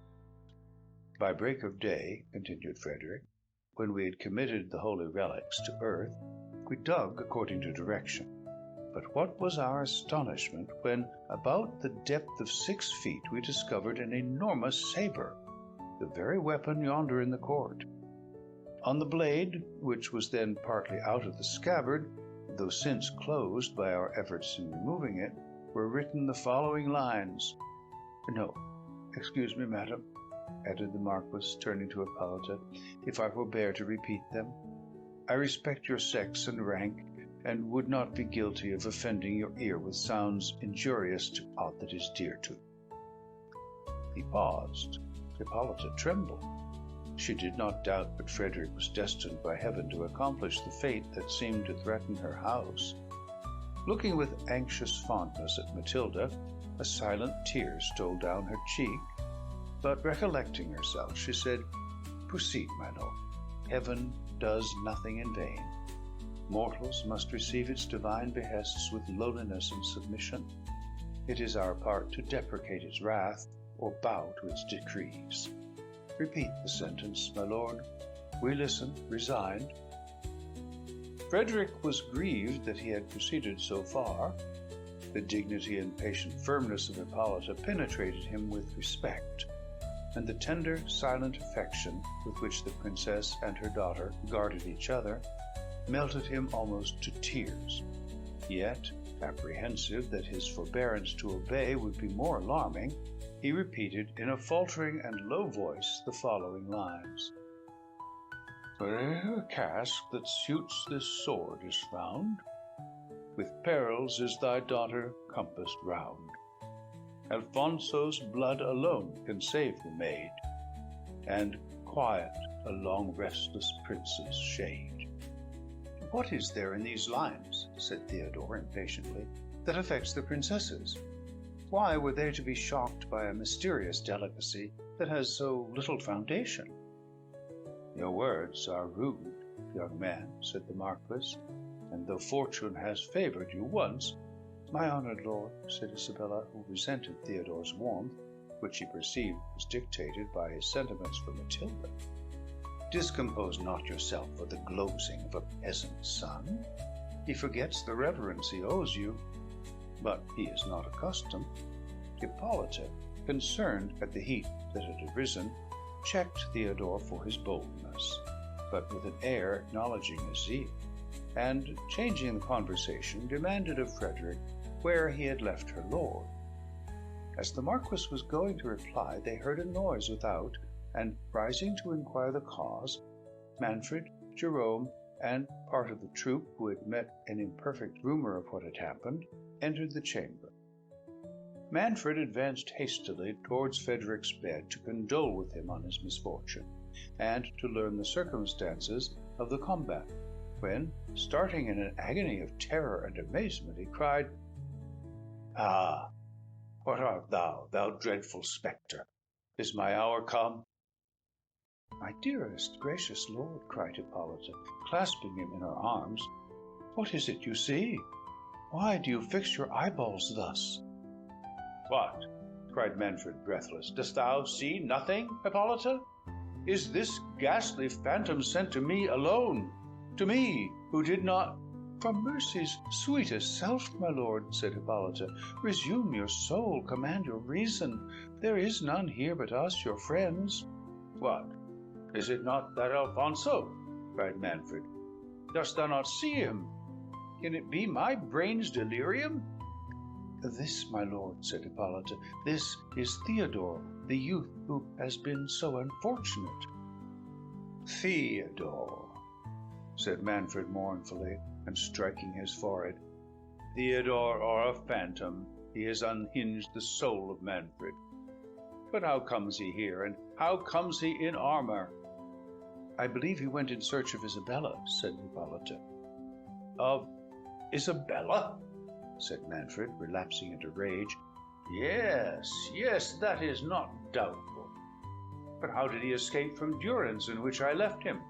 Was it Isabella, or this hypocritical old friar that procured his enlargement? And would a parent be criminal, my lord, said Theodore, if he meditated the deliverance of his child? Jerome, amazed to hear himself in a manner accused by his son, and without foundation, knew not what to think. He could not comprehend how Theodore had escaped, how he came to be armed, and to encounter Frederick. Still, he would not venture to ask any questions that might tend to inflame Manfred's wrath against his son. Jerome's silence convinced Manfred that he had contrived Theodore's release. And is it thus, thou ungrateful old man, said the prince, addressing himself to the friar, that thou repayest mine and Hippolyta's bounties? And not content with traversing my heart's nearest wishes, thou armest thy bastard, and bringest him into my own castle to insult me? My lord, said Theodore, you wrong my father. Neither he nor I are capable of harboring a thought against your peace. Is it insolence thus to surrender myself to your highness's displeasure? Added he, laying his sword respectfully at Manfred's feet. "Behold my bosom. Strike, my lord, if you suspect that a disloyal thought is lodged there. There is not a sentiment engraven on my heart that does not venerate you and yours." The grace and fervor with which Theodore uttered these words interested every person present in his favor. Even Manfred was touched, yet still possessed with his resemblance to Alfonso, his admiration was dashed with secret horror. "Rise," said he. "Thy life is not my present purpose. But tell me thy history, and how thou camest connected with this old traitor here." "My lord," said Jerome eagerly. "Peace, impostor," said Manfred. "I will not have him prompted." "My lord," said Theodore, "I want no assistance. My story is very brief. I was carried at 5 years of age to Algiers with my mother, who had been taken by corsairs from the coast of Sicily. She died of grief in less than a 12-month. The tears gushed from Jerome's eyes, on whose countenance 1,000 anxious passions stood expressed. "Before she died," continued Theodore, "she bound a writing about my arm under my garments, which told me I was the son of Count Falconara." "It is most true," said Jerome. "I am that wretched father." "Again I enjoin thee silence," said Manfred. "Proceed." "I remained in slavery," said Theodore, "until within these 2 years, when, attending on my master in his cruises, I was delivered by a Christian vessel which overpowered the pirate, and, discovering myself to the captain, he generously put me on shore in Sicily. But alas, instead of finding a father, I learned that his estate, which was situated on the coast, had during his absence been laid waste by the rover who had carried my mother and me into captivity, that his castle had been burnt to the ground, and that my father on his return had sold what remained and was retired into religion in the kingdom of Naples, but where no man could inform me. Destitute and friendless, hopeless almost of attaining the transport of a parent's embrace, I took the first opportunity of setting sail for Naples, from whence, within these 6 days, I wandered into this province, still supporting myself by the labor of my hands, nor until yestermorn did I believe that heaven had preserved any lot for me but peace of mind and contented poverty. This, my lord, is Theodore's story. I am blessed beyond my hope in finding a father. I am unfortunate beyond my desert in having incurred your highness's displeasure." He ceased. A murmur of approbation gently arose from the audience. "This is not all," said Frederick. "I am bound in honor to add what he suppresses. Though he is modest, I must be generous. He is one of the bravest youths on Christian ground. He is warm, too, and from the short knowledge I have of him, I will pledge myself for his veracity. If what he reports of himself were not true, he would not utter it. And for me, youth, I honor a frankness which becomes thy birth. But now, and thou didst offend me, yet the noble blood which flows in thy veins may well be allowed to boil out when it has so recently traced itself to its source. Come, my lord," turning to Manfred, "if I can pardon him, surely you may. It is not the youth's fault if you took him for a spectre." This bitter taunt galled the soul of Manfred. "If beings from another world," replied he haughtily, "have power to impress my mind with awe, it is more than living man can do, nor could a stripling's arm." "My lord," interrupted Hippolyta, "your guest has occasion for repose. Shall we not leave him to his rest?" Saying this, and taking Manfred by the hand, she took leave of Frederick, and led the company forth. The prince, not sorry to quit a conversation which recalled to mind the discovery he had made of his most secret sensations, suffered himself to be conducted to his own apartment, after permitting Theodore, though under engagement to return to the castle on the morrow, a condition the young man gladly accepted, to retire with his father to the convent. Matilda and Isabella were too much occupied with their own reflections, and too little content with each other, to wish for farther converse that night. They separated, each to her chamber, with more expressions of ceremony and fewer of affection than had passed between them since their childhood. If they parted with small cordiality, they did but meet with greater impatience as soon as the sun was risen. Their minds were in a situation that excluded sleep, and each recollected 1,000 questions which she wished she had put to the other overnight. Matilda reflected that Isabella had been twice delivered by Theodore in very critical situations, which she could not believe accidental. His eyes, it was true, had been fixed on her in Frederick's chamber, but that might have been to disguise his passion for Isabella from the fathers of both. It were better to clear this up. She wished to know the truth, lest she should wrong her friend by entertaining a passion for Isabella's lover. Thus jealousy prompted, and at the same time borrowed an excuse from friendship to justify its curiosity. Isabella, not less restless, had better foundation for her suspicions. Both Theodore's tongue and eyes had told her his heart was engaged, it was true, yet perhaps Matilda might not correspond to his passion. She had ever appeared insensible to love. All her thoughts were set on heaven. Why did I dissuade her, said Isabella to herself. I am punished for my generosity. But when did they meet? Where? It cannot be. I have deceived myself. Perhaps last night was the first time they ever beheld each other. It must be some other object that has prepossessed his affections. If it is, I am not so unhappy as I thought. If it is not my friend Matilda, how can I stoop to wish for the affection of a man who rudely and unnecessarily acquainted me with his indifference? And that at the very moment in which common courtesy demanded at least expressions of civility. I will go to my dear Matilda, who will confirm me in this becoming pride.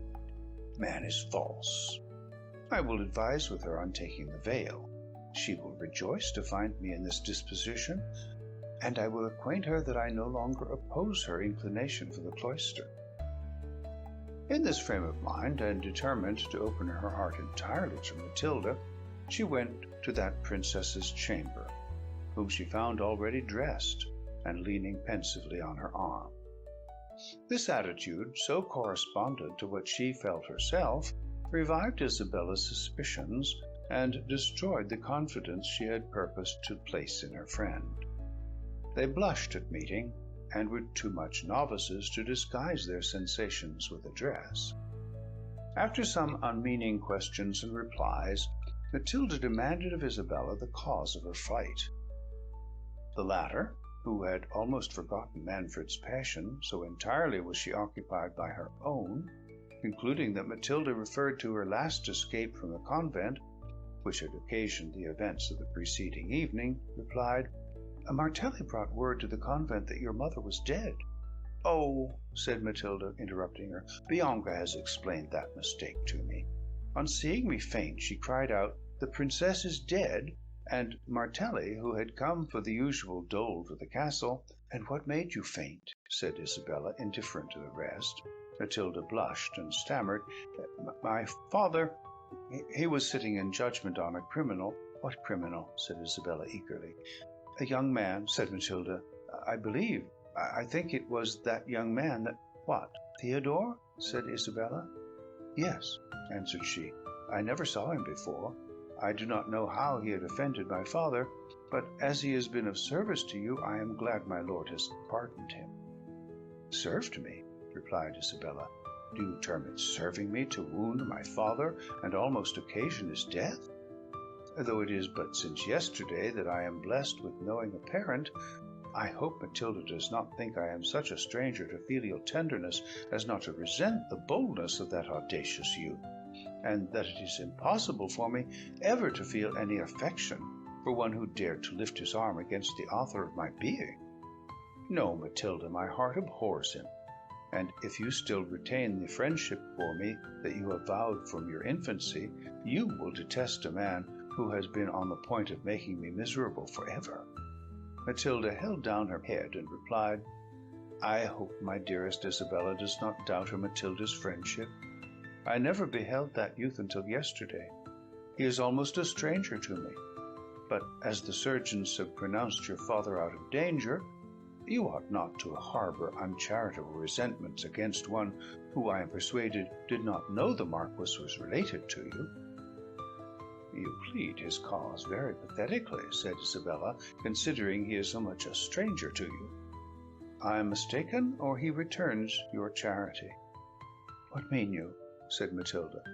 "Nothing," said Isabella, repenting that she had given Matilda a hint of Theodore's inclination for her. Then, changing the discourse, she asked Matilda what occasioned Manfred to take Theodore for a spectre. "Bless me," said Matilda, "did not you observe his extreme resemblance to the portrait of Alfonso in the gallery? I took notice of it to Bianca even before I saw him in armor. But with the helmet on, he is the very image of that picture." "I do not much observe pictures," said Isabella, "much less have I examined this young man so attentively as you seem to have done." "Ah, Matilda, your heart is in danger, but let me warn you as a friend, he has owned to me that he is in love. It cannot be with you, for yesterday was the first time you ever met, was it not?" "Certainly," replied Matilda.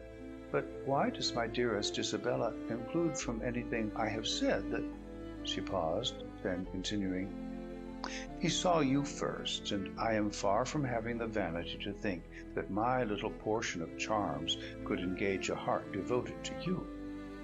May you be happy, Isabella, whatever is the fate of Matilda." "My lovely friend," said Isabella, whose heart was too honest to resist a kind expression, "it is you that Theodore admires. I saw it. I am persuaded of it. Nor shall a thought of my own happiness suffer me to interfere with yours." This frankness drew tears from the gentle Matilda, and jealousy that for a moment had raised a coolness between these amiable maidens soon gave way to the natural sincerity and candor of their souls.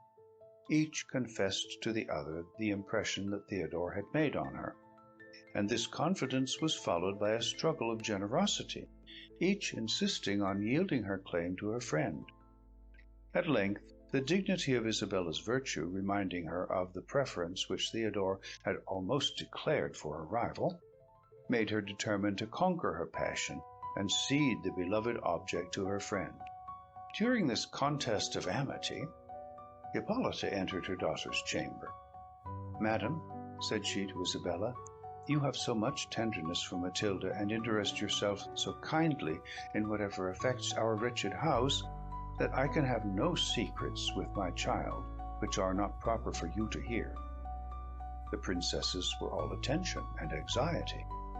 "Know then, madam," continued Hippolyta, "and you, my dearest Matilda, that being convinced by all the events of these 2 last ominous days that heaven purposes the sceptre of Otranto should pass from Manfred's hands into those of the Marquis Frederick, I have been perhaps inspired with the thought of averting our total destruction by the union of our rival houses.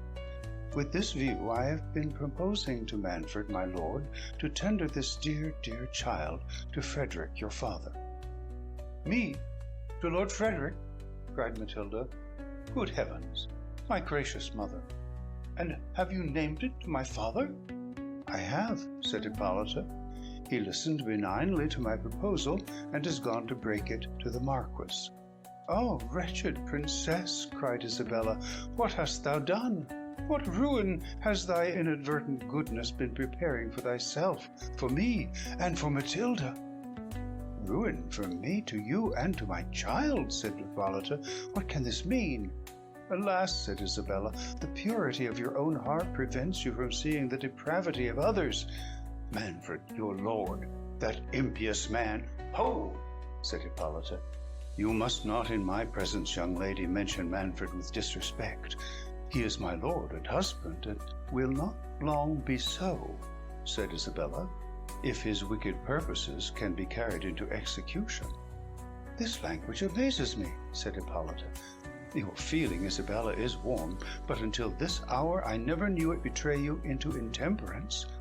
What deed of Manfred authorizes you to treat him as a murderer, an assassin? Thou, virtuous and too credulous princess, replied Isabella, it is not thy life he aims at. It is to separate himself from thee, to divorce thee, to divorce me? My mother? Cried Hippolyta and Matilda at once. Yes, said Isabella, and to complete his crime he meditates... cannot speak it. What can surpass what thou hast already uttered? Said Matilda. Hippolyta was silent. Grief choked her speech, and the recollection of Manfred's late ambiguous discourses confirmed what she heard. Excellent, dear lady, madam, mother, cried Isabella, flinging herself at Hippolyta's feet in a transport of passion. Trust me, believe me. I will die 1,000 deaths sooner than consent to injure you, than yield to so odious... Oh, this is too much, cried Hippolyta. What crimes does one crime suggest? Rise, dear Isabella. I do not doubt your virtue. Oh, Matilda, this stroke is too heavy for thee. Weep not, my child, and not a murmur, I charge thee. Remember, he is thy father still.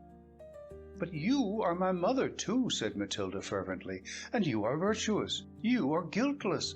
Oh, must not I complain? You must not, said Hippolyta. Come, all will yet be well. Manfred, in the agony for the loss of thy brother, knew not what he said. Perhaps Isabella misunderstood him. His heart is good, and, my child, thou knowest not all. There is a destiny hangs over us. The hand of Providence is stretched out. Oh, could I but save thee from the wreck! Yes, continued she in a firmer tone, perhaps the sacrifice of myself may atone for all. I will go and offer myself to this divorce. It boots not what becomes of me. I will withdraw into the neighboring monastery, and waste the remainder of life in prayers and tears for my child and the prince. Thou art as much too good for this world, said Isabella, as Manfred is execrable. But think not, lady, that thy weakness shall determine for me. I swear. Hear me, all ye angels. Stop, I adjure thee, cried Hippolyta. Remember, thou dost not depend on thyself. Thou hast a father. My father is too pious, too noble, interrupted Isabella, to command an impious deed. But should he command it, can a father enjoin a cursed act? I was contracted to the son. Can I wed the father? No, madam, no. Force should not drag me to Manfred's hated bed. I loathe him, I abhor him. Divine and human laws forbid. And my friend, my dearest Matilda, would I wound her tender soul by injuring her adored mother? My own mother. I never have known another. Oh, she is the mother of both, cried Matilda. Can we, Isabella, adore her too much? My lovely children, said the touched Hippolyta, your tenderness overpowers me, but I must not give way to it. It is not ours to make election for ourselves. Heaven, our fathers, and our husbands must decide for us. Have patience until you hear what Manfred and Frederick have determined. If the Marquis accepts Matilda's hand, I know she will readily obey. Heaven may interpose and prevent the rest. What means, my child? Continued she, seeing Matilda fall at her feet with a flood of speechless tears. But no, answer me not, my daughter. I must not hear a word against the pleasure of thy father. Oh, doubt not my obedience, my dreadful obedience to him and to you, said Matilda. But can I, most respected of women, can I experience all this tenderness, this world of goodness, and conceal a thought from the best of mothers? What art thou going to utter? Said Isabella, trembling. Recollect thyself, Matilda. No, Isabella, said the princess, I should not deserve this incomparable parent, if the inmost recesses of my soul harbored a thought without her permission. Nay, I have offended her. I have suffered a passion to enter my heart without her avowal. But here I disclaim it. Here I vow to heaven and her—" My child, said Hippolyta, what words are these? What new calamities has fate in store for us? Thou, a passion? Thou, in this hour of destruction? Oh, I see all my guilt, said Matilda. I abhor myself, if I cost my mother a pang. She is the dearest thing I have on earth. Oh, I will never, never behold him more. Isabella, said Hippolyta, thou art conscious to this unhappy secret, whatever it is. Speak. What? Cried Matilda. Have I so forfeited my mother's love that she will not permit me even to speak my own guilt? Oh, wretched, wretched Matilda! Thou art too cruel, said Isabella to Hippolyta. Canst thou behold this anguish of a virtuous mind, and not commiserate it? Not pity my child, said Hippolyta, catching Matilda in her arms. Oh, I know she is good. She is all virtue, all tenderness and duty. I do forgive thee, my excellent, my only hope. The princesses then revealed to Hippolyta their mutual inclination for Theodore, and the purpose of Isabella to resign him to Matilda. Hippolyta blamed their imprudence, and showed them the improbability that either father would consent to bestow his heiress on so poor a man, though nobly born. Some comfort it gave her to find their passion of so recent a date, and that Theodore had had but little cause to suspect it in either. She strictly enjoined them to avoid all correspondence with him.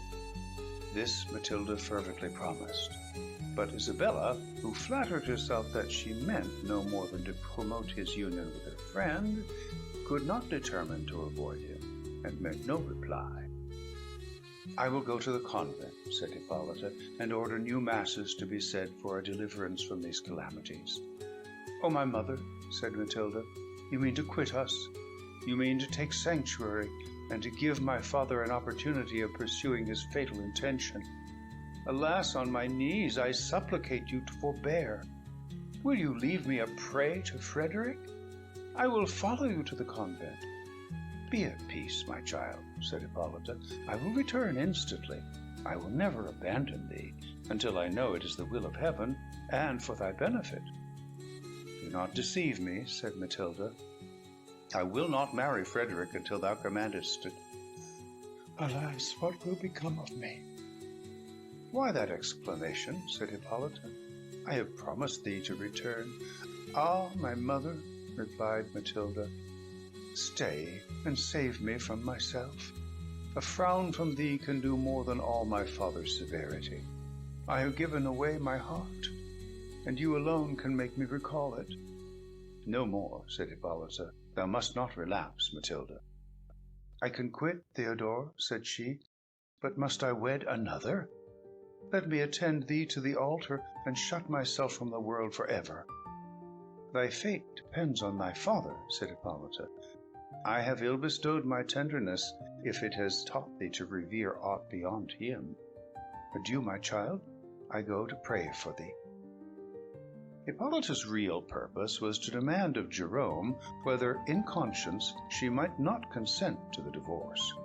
She had oft urged Manfred to resign the principality, which the delicacy of her conscience rendered an hourly burthen to her.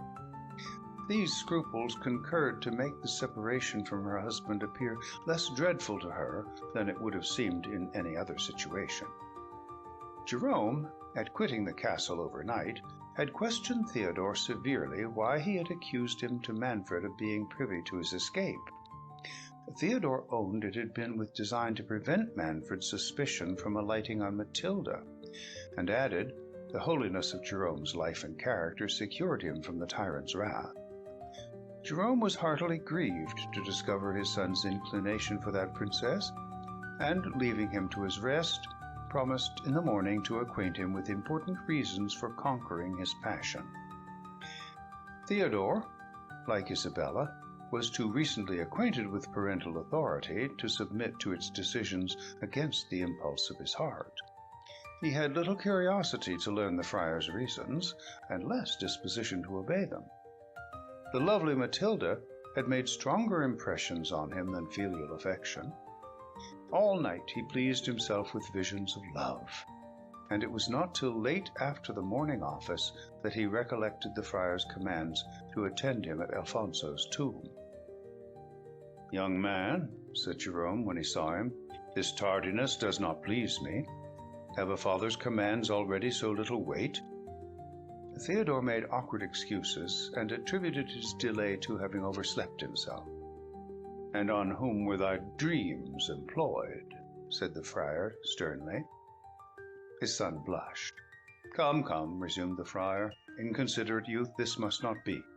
Eradicate this guilty passion from thy breast." "Guilty passion?" cried Theodore. "Can guilt dwell with innocent beauty and virtuous modesty?" "It is sinful," replied the friar, "to cherish those whom heaven has doomed to destruction. A tyrant's race must be swept from the earth to the third and fourth generation." "Will heaven visit the innocent for the crimes of the guilty?" said Theodore. "The fair Matilda has virtues enough to undo thee," interrupted Jerome. "Hast thou so soon forgotten that twice the savage Manfred has pronounced thy sentence?" "Nor have I forgotten, sir," said Theodore, "that the charity of his daughter delivered me from his power. I can forget injuries, but never benefits." "The injuries thou hast received from Manfred's race," said the friar, "are beyond what thou canst conceive. Reply not, but view this holy image. Beneath this marble monument rest the ashes of the good Alfonso, a prince adorned with every virtue, the father of his people, the delight of mankind. Kneel, headstrong boy, and list while a father unfolds a tale of horror that will expel every sentiment from thy soul but sensations of sacred vengeance. Alfonso, much injured prince, let thy unsatisfied shade sit awful on the troubled air, while these trembling lips— Ah, who comes there?" "The most wretched of women," said Hippolyta, entering the choir. "Good father, art thou at leisure? But why this kneeling youth? What means the horror imprinted on each countenance?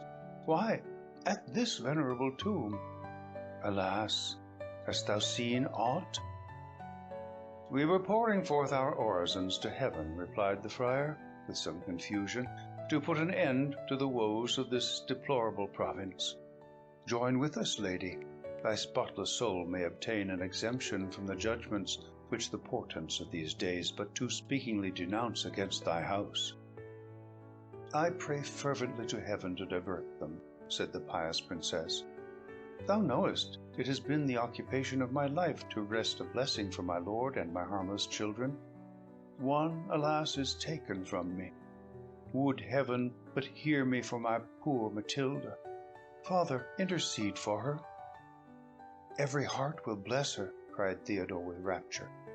"Be dumb, rash youth," said Jerome. "And thou, fond princess, contend not with the powers above. The Lord giveth, and the Lord taketh away. Bless his holy name, and submit to his decrees." "I do most devoutly," said Hippolyta. "But will he not spare my only comfort? Must Matilda perish too? Ah, father, I came— But dismiss thy son. No ear but thine must hear what I have to utter."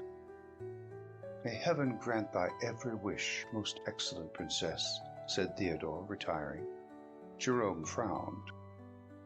Hippolyta then acquainted the friar with the proposal she had suggested to Manfred, his approbation of it, and the tender of Matilda that he was gone to make to Frederick. Jerome could not conceal his dislike of the notion, which he covered under pretence of the improbability that Frederick, the nearest of blood to Alfonso, and who was come to claim his succession, would yield to an alliance with the usurper of his right. But nothing could equal the perplexity of the friar when Hippolyta confessed her readiness not to oppose the separation, and demanded his opinion on the legality of her acquiescence. The friar caught eagerly at her request of his advice, and without explaining his aversion to the proposed marriage of Manfred and Isabella, he painted to Hippolyta in the most alarming colors the sinfulness of her consent, denounced judgments against her if she complied, and enjoined her in the severest terms to treat any such proposition with every mark of indignation and refusal. Manfred, in the meantime, had broken his purpose to Frederick, and proposed the double marriage. That weak prince, who had been struck with the charms of Matilda, listened but too eagerly to the offer. He forgot his enmity to Manfred, whom he saw but little hope of dispossessing by force, and flattering himself that no issue might succeed from the union of his daughter with the tyrant, he looked upon his own succession to the principality as facilitated by wedding Matilda. He made faint opposition to the proposal, affecting, for form only, not to acquiesce unless Hippolyta should consent to the divorce. Manfred took that upon himself. Transported with his success, and impatient to see himself in a situation to expect sons, he hastened to his wife's apartment, determined to extort her compliance. He learned with indignation that she was absent at the convent. His guilt suggested to him that she had probably been informed by Isabella of his purpose. He doubted whether her retirement to the convent did not import an intention of remaining there until she could raise obstacles to their divorce, and the suspicions he had already entertained of Jerome made him apprehend that the friar would not only traverse his views, but might have inspired Hippolyta with the resolution of taking sanctuary.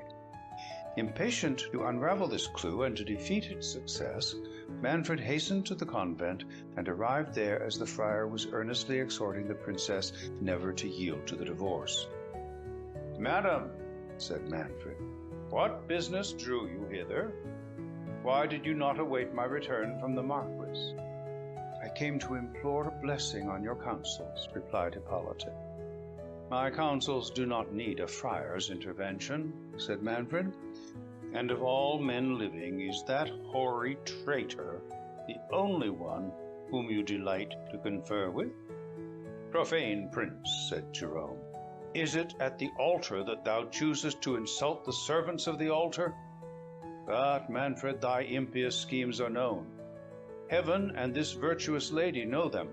Nay, frown not, prince, the church despises thy menaces. Her thunders will be heard above thy wrath.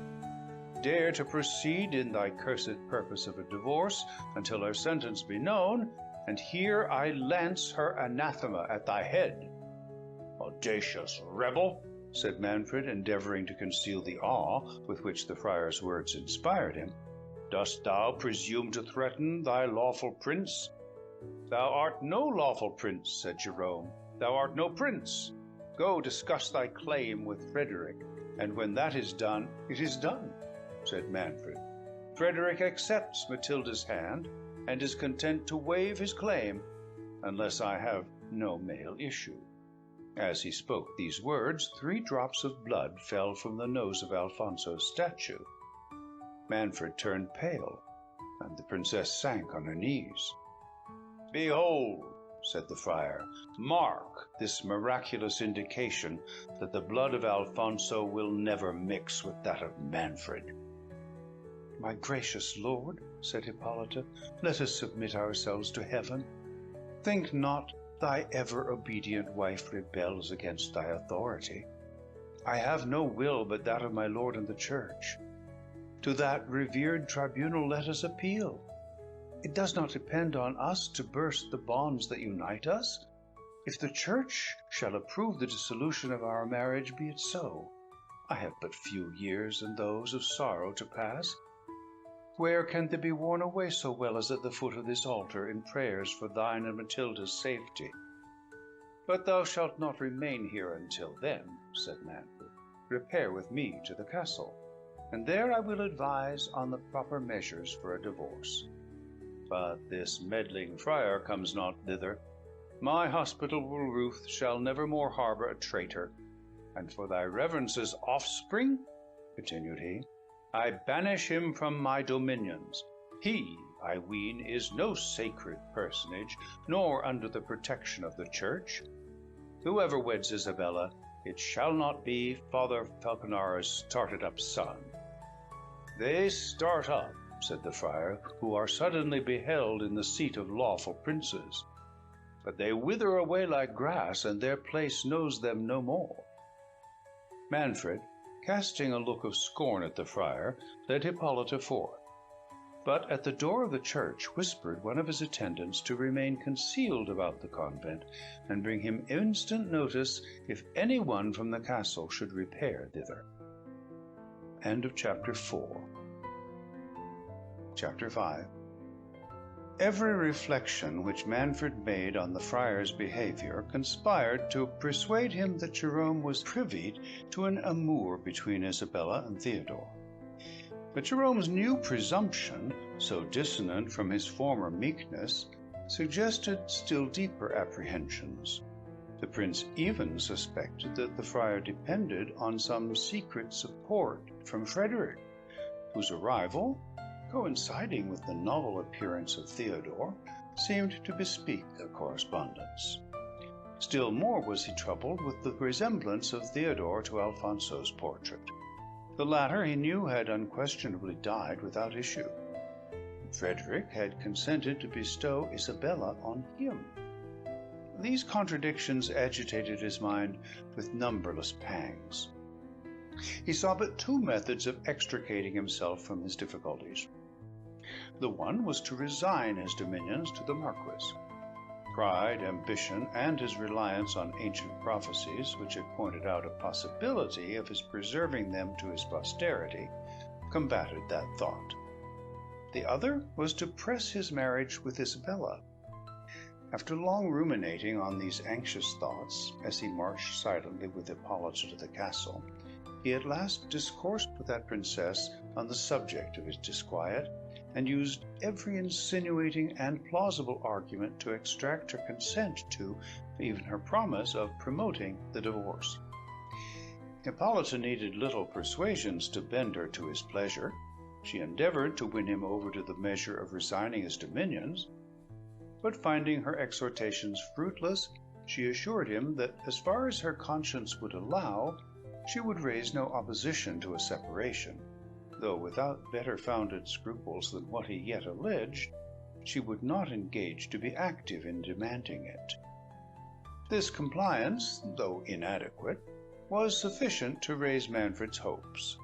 He trusted that his power and wealth would easily advance his suit at the court of Rome, whither he resolved to engage Frederick to take a journey on purpose. That prince had discovered so much passion for Matilda that Manfred hoped to obtain all he wished by holding out or withdrawing his daughter's charms, according as the Marquis should appear more or less disposed to cooperate in his views. Even the absence of Frederick would be a material point gained, until he could take further measures for his security. Dismissing Hippolyta to her apartment, he repaired to that of the Marquis. But crossing the great hall through which he was to pass, he met Bianca. The damsel, he knew, was in the confidence of both the young ladies. It immediately occurred to him to sift her on the subject of Isabella and Theodore. Calling her aside into the recess of the oriel window of the hall, and soothing her with many fair words and promises, he demanded of her whether she knew aught of the state of Isabella's affections. "I, my lord? No, my lord. Yes, my lord. Poor lady, she is wonderfully alarmed about her father's wounds, but I tell her he will do well. Don't your highness think so?" "I do not ask you," replied Manfred, "what she thinks about her father. But you are in her secrets. Come, be a good girl, and tell me, is there any young man—" "Ah, you understand me." "Lord bless me, understand your highness? No, not I. I told her a few vulnerary herbs and repose—" "I am not talking," replied the prince impatiently, "about her father. I know he will do well." "Bless me, I rejoice to hear your highness say so, for, though I thought it not right to let my young lady despond, methought his greatness had a wan look, and a something. I remember when young Ferdinand was wounded by the Venetian—" "Thou answerest from the point," interrupted Manfred. "But here, take this jewel. Perhaps that may fix thy attention." "Nay, no reverences. My favour shall not stop here. Come, tell me truly, How stands Isabella's heart?" "Well, your Highness has such a way," said Bianca, "to be sure. But can your Highness keep a secret? If it should ever come out of your lips—" It shall not, cried Manfred. "Nay, but swear, your Highness." "By my halidom, if it should ever be known that I said it." "Why, truth is truth.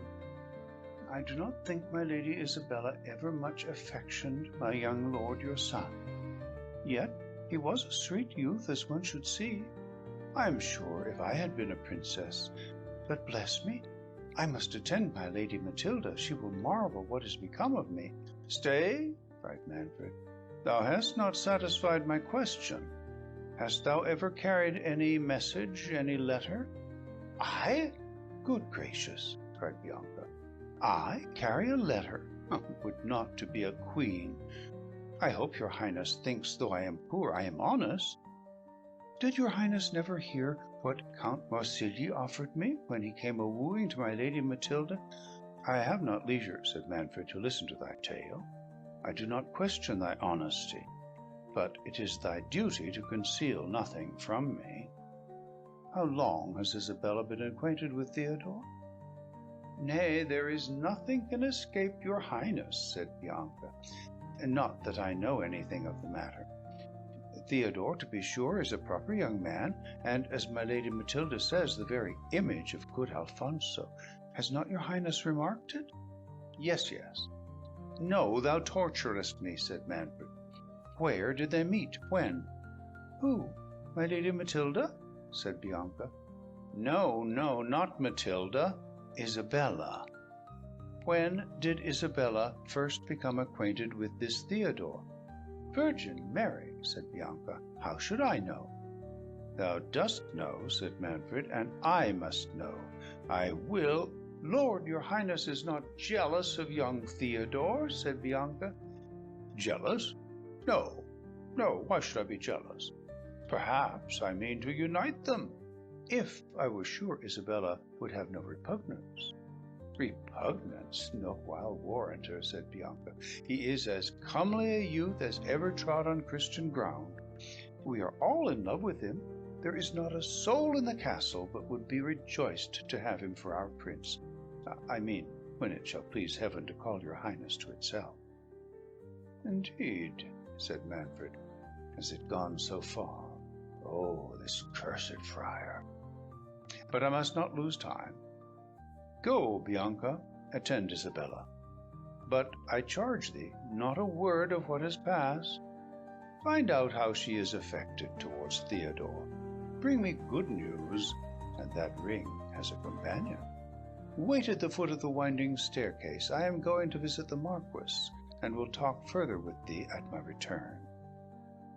Manfred, after some general conversation, desired Frederick to dismiss the two knights, his companions, having to talk with him on urgent affairs. As soon as they were alone, he began in artful guise to sound the Marquis on the subject of Matilda, and finding him disposed to his wish, he let drop hints on the difficulties that would attend the celebration of their marriage, unless— At that instant Bianca burst into the room with a wildness in her look and gestures that spoke the utmost terror. "Oh, my lord," cried she, "we are all undone. It is come again, it is come again." "What is come again?" cried Manfred, amazed. "Oh, the hand! The giant! The hand! Support me, I am terrified out of my senses," cried Bianca. "I will not sleep in the castle tonight. Where shall I go? My things may come after me tomorrow. Would I had been content to wed Francesco. This comes of ambition." "What has terrified thee thus, young woman?" said the Marquis. "Thou art safe here. Be not alarmed." "Oh, your greatness is wonderfully good," said Bianca, "but I dare not know. Pray let me go. I had rather leave everything behind me than stay another hour under this roof." "Go to, thou hast lost thy senses," said Manfred. "Interrupt us not. We were communing on important matters. My lord, this wench is subject to fits. Come with me, Bianca." "Oh, the saints, no," said Bianca. "'Twas certain it comes to warn your Highness." Why should it appear to me else? I say my prayers morning and evening. Oh, if your highness had believed Diego! 'Tis the same hand that he saw the foot to in the gallery chamber. Father Jerome has often told us the prophecy would be out one of these days. Bianca, said he, mark my words. Thou ravest, said Manfred in a rage. Begone, and keep these fooleries to frighten thy companions. What, my lord? Cried Bianca. Do you think I have seen nothing? Go to the foot of the great stairs yourself. As I live, I saw it. Saw what? Tell us, fair maid, what thou hast seen, said Frederick. Can your highness listen, said Manfred, to the delirium of a silly wench who has heard stories of apparitions until she believes them? This is more than fancy, said the Marquis. Her terror is too natural and too strongly impressed to be the work of imagination. Tell us, fair maiden, what it is has moved thee thus. Yes, my lord, thank your greatness, said Bianca. I believe I look very pale. I shall be better when I have recovered myself. I was going to my Lady Isabella's chamber by his highness's order. We do not want the circumstances, interrupted Manfred. Since his highness will have it so, proceed, but be brief. Lord, your highness thwarts one so, replied Bianca. I fear my hair. I am sure I never in my life, well, as I was telling your greatness, I was going by his highness's order to my Lady Isabella's chamber. She lies in the watchet-coloured chamber on the right hand, one pair of stairs. So when I came to the great stairs, I was looking on his highness's present here. Grant me patience, said Manfred. Will this wench never come to the point? What imports it to the Marquis that I gave thee a bauble for thy faithful attendance on my daughter? We want to know what thou sawest.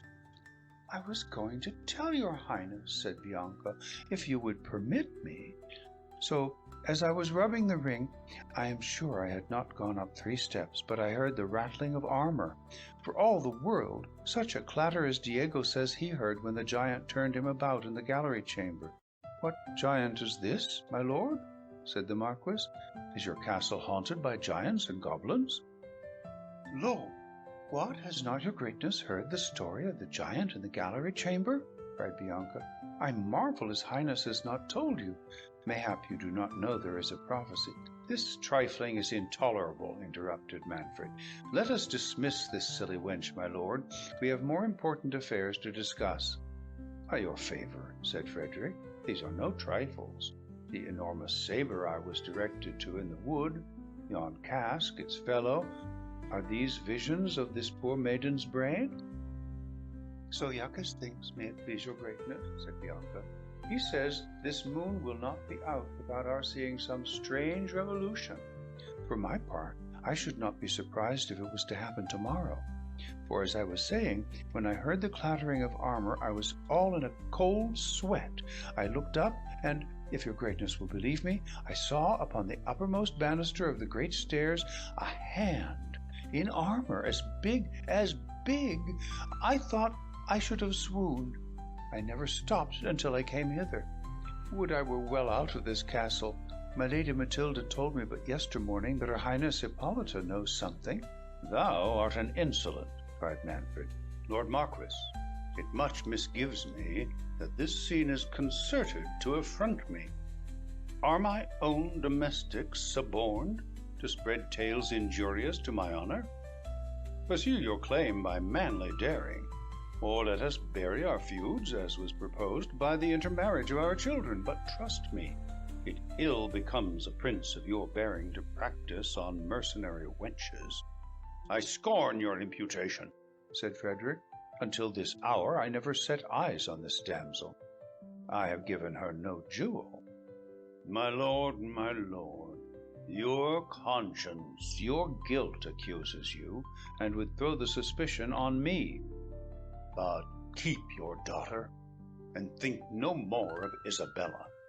The judgments already fallen on your house forbid me matching into it. Manfred, alarmed at the resolute tone in which Frederick delivered these words, endeavoured to pacify him. Dismissing Bianca, He made such submissions to the Marquis, and threw in such artful encomiums on Matilda, that Frederick was once more staggered. However, as his passion was of so recent a date, it could not at once surmount the scruples he had conceived. He had gathered enough from Bianca's discourse to persuade him that heaven declared itself against Manfred.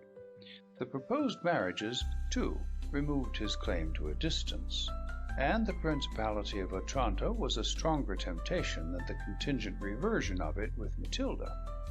Still, he would not absolutely recede from his engagements, but purposing to gain time, he demanded of Manfred if it was true in fact that Hippolyta consented to the divorce. The prince, transported to find no other obstacle, and depending on his influence over his wife, assured the Marquis it was so, and that he might satisfy himself of the truth from her own mouth. As they were thus discoursing, word was brought that the banquet was prepared. Manfred conducted Frederick to the great hall, where they were received by Hippolyta and the young princesses. Manfred placed the Marquis next to Matilda, and seated himself between his wife and Isabella. Hippolyta comported herself with an easy gravity, but the young ladies were silent and melancholy. Manfred, who was determined to pursue his point with the Marquis in the remainder of the evening, pushed on the feast until it waxed late, affecting unrestrained gaiety, and plying Frederick with repeated goblets of wine. The latter, more upon his guard than Manfred wished, declined his frequent challenges on pretence of his late loss of blood, while the prince, to raise his own disordered spirits, and to counterfeit unconcern, indulged himself in plentiful draughts, though not to the intoxication of his senses. The evening being far advanced, the banquet concluded. Manfred would have withdrawn with Frederick, but the latter, pleading weakness and want of repose, retired to his chamber, gallantly telling the prince that his daughter should amuse his highness until himself could attend him. Manfred accepted the party, and to the no small grief of Isabella, accompanied her to her apartment. Matilda waited on her mother to enjoy the freshness of the evening on the ramparts of the castle. Soon as the company were dispersed their several ways, Frederick, quitting his chamber, inquired if Hippolyta was alone, and was told by one of her attendants, who had not noticed her going forth, that at that hour she generally withdrew to her oratory, where he probably would find her. The Marquis, during the repast, had beheld Matilda with the increase of passion. He now wished to find Hippolyta in the disposition her lord had promised. The portents that had alarmed him were forgotten in his desires. Stealing softly and unobserved to the apartment of Hippolyta, he entered it with a resolution to encourage her acquiescence to the divorce, having perceived that Manfred was resolved to make the possession of Isabella an unalterable condition, before he would grant Matilda to his wishes. The Marquis was not surprised at the silence that reigned in the princess's apartment. Concluding her, as he had been advertised, in her oratory, he passed on. The door was ajar. The evening gloomy and overcast. Pushing open the door gently, he saw a person kneeling before the altar. As he approached nearer, it seemed not a woman, but one in a long woolen weed, whose back was towards him. The person seemed absorbed in prayer. The Marquis was about to return, when the figure, rising, stood some moments fixed in meditation, without regarding him. The Marquis, expecting the holy person to come forth, and meaning to excuse his uncivil interruption, said, "Reverend Father, I sought the Lady Hippolyta." "Hippolyta," replied a hollow voice, "camest thou to this castle to seek Hippolyta?" And then the figure, turning slowly round, discovered to Frederick the fleshless jaws and empty sockets of a skeleton, wrapped in a hermit's cowl. "Angels of grace, protect me!" cried Frederick, recoiling. "Deserve their protection," said the spectre. Frederick, falling on his knees, adjured the phantom to take pity on him. "Dost thou not remember me?" said the apparition. "Remember the wood of Joppa." "Art thou that holy hermit?" cried Frederick, trembling. Can I do aught for thy eternal peace?" "Wast thou delivered from bondage," said the spectre, "to pursue carnal delights? Hast thou forgotten the buried sabre, and the behest of heaven engraven on it?" I have not, said Frederick. "But say, blessed spirit, what is thy errand to me? What remains to be done?" "To forget Matilda," said the apparition, and vanished. Frederick's blood froze in his veins. For some minutes he remained motionless. Then, falling prostrate on his face before the altar, he besought the intercession of every saint for pardon. A flood of tears succeeded to this transport, and the image of the beauteous Matilda rushing in spite of him on his thoughts, he lay on the ground in a conflict of penitence and passion. Ere he could recover from this agony of his spirits, the Princess Hippolyta, with a taper in her hand, entered the oratory alone. Seeing a man without motion on the floor, she gave a shriek, concluding him dead. Her fright brought Frederick to himself. Rising suddenly, his face bedewed with tears, he would have rushed from her presence, but Hippolyta, stopping him, conjured him in the most plaintive accents to explain the cause of his disorder, and by what strange chance she had found him there in that posture. "Ah, virtuous princess," said the Marquis, penetrated with grief, and stopped. "For the love of heaven, my lord," said Hippolyta, "disclose the cause of this transport. What mean these doleful sounds, this alarming exclamation on my name? What woes has heaven still in store for the wretched Hippolyta? Yet silent. By every pitying angel, I adjure thee, noble prince," continued she, falling at his feet, "to disclose the purport of what lies at thy heart. I see thou feelest for me. Thou feelest the sharp pangs that thou inflictest. Speak, for pity. Does aught thou knowest concern my child?" "I cannot speak," cried Frederick, bursting from her. "Oh, Matilda!" Quitting the princess thus abruptly, he hastened to his own apartment. At the door of it he was accosted by Manfred, who, flushed by wine and love, had come to seek him, and to propose to waste some hours of the night in music and revelling. Frederick, offended at an invitation so dissonant from the mood of his soul, pushed him rudely aside, and entering his chamber, flung the door intemperately against Manfred, and bolted it inwards. The haughty prince, enraged at this unaccountable behavior, withdrew in a frame of mind capable of the most fatal excesses. As he crossed the court, he was met by the domestic whom he had planted at the convent as a spy on Jerome and Theodore. This man, almost breathless with the haste he had made, informed his lord that Theodore and some lady from the castle were at that instant in private conference at the tomb of Alfonso in St. Nicholas's church. He had dogged Theodore thither, but the gloominess of the night had prevented his discovering who the woman was. Manfred, whose spirits were inflamed, and whom Isabella had driven from her on his urging his passion with too little reserve, did not doubt but the inquietude she had expressed had been occasioned by her impatience to meet Theodore. Provoked by this conjecture, and enraged at her father, he hastened secretly to the great church.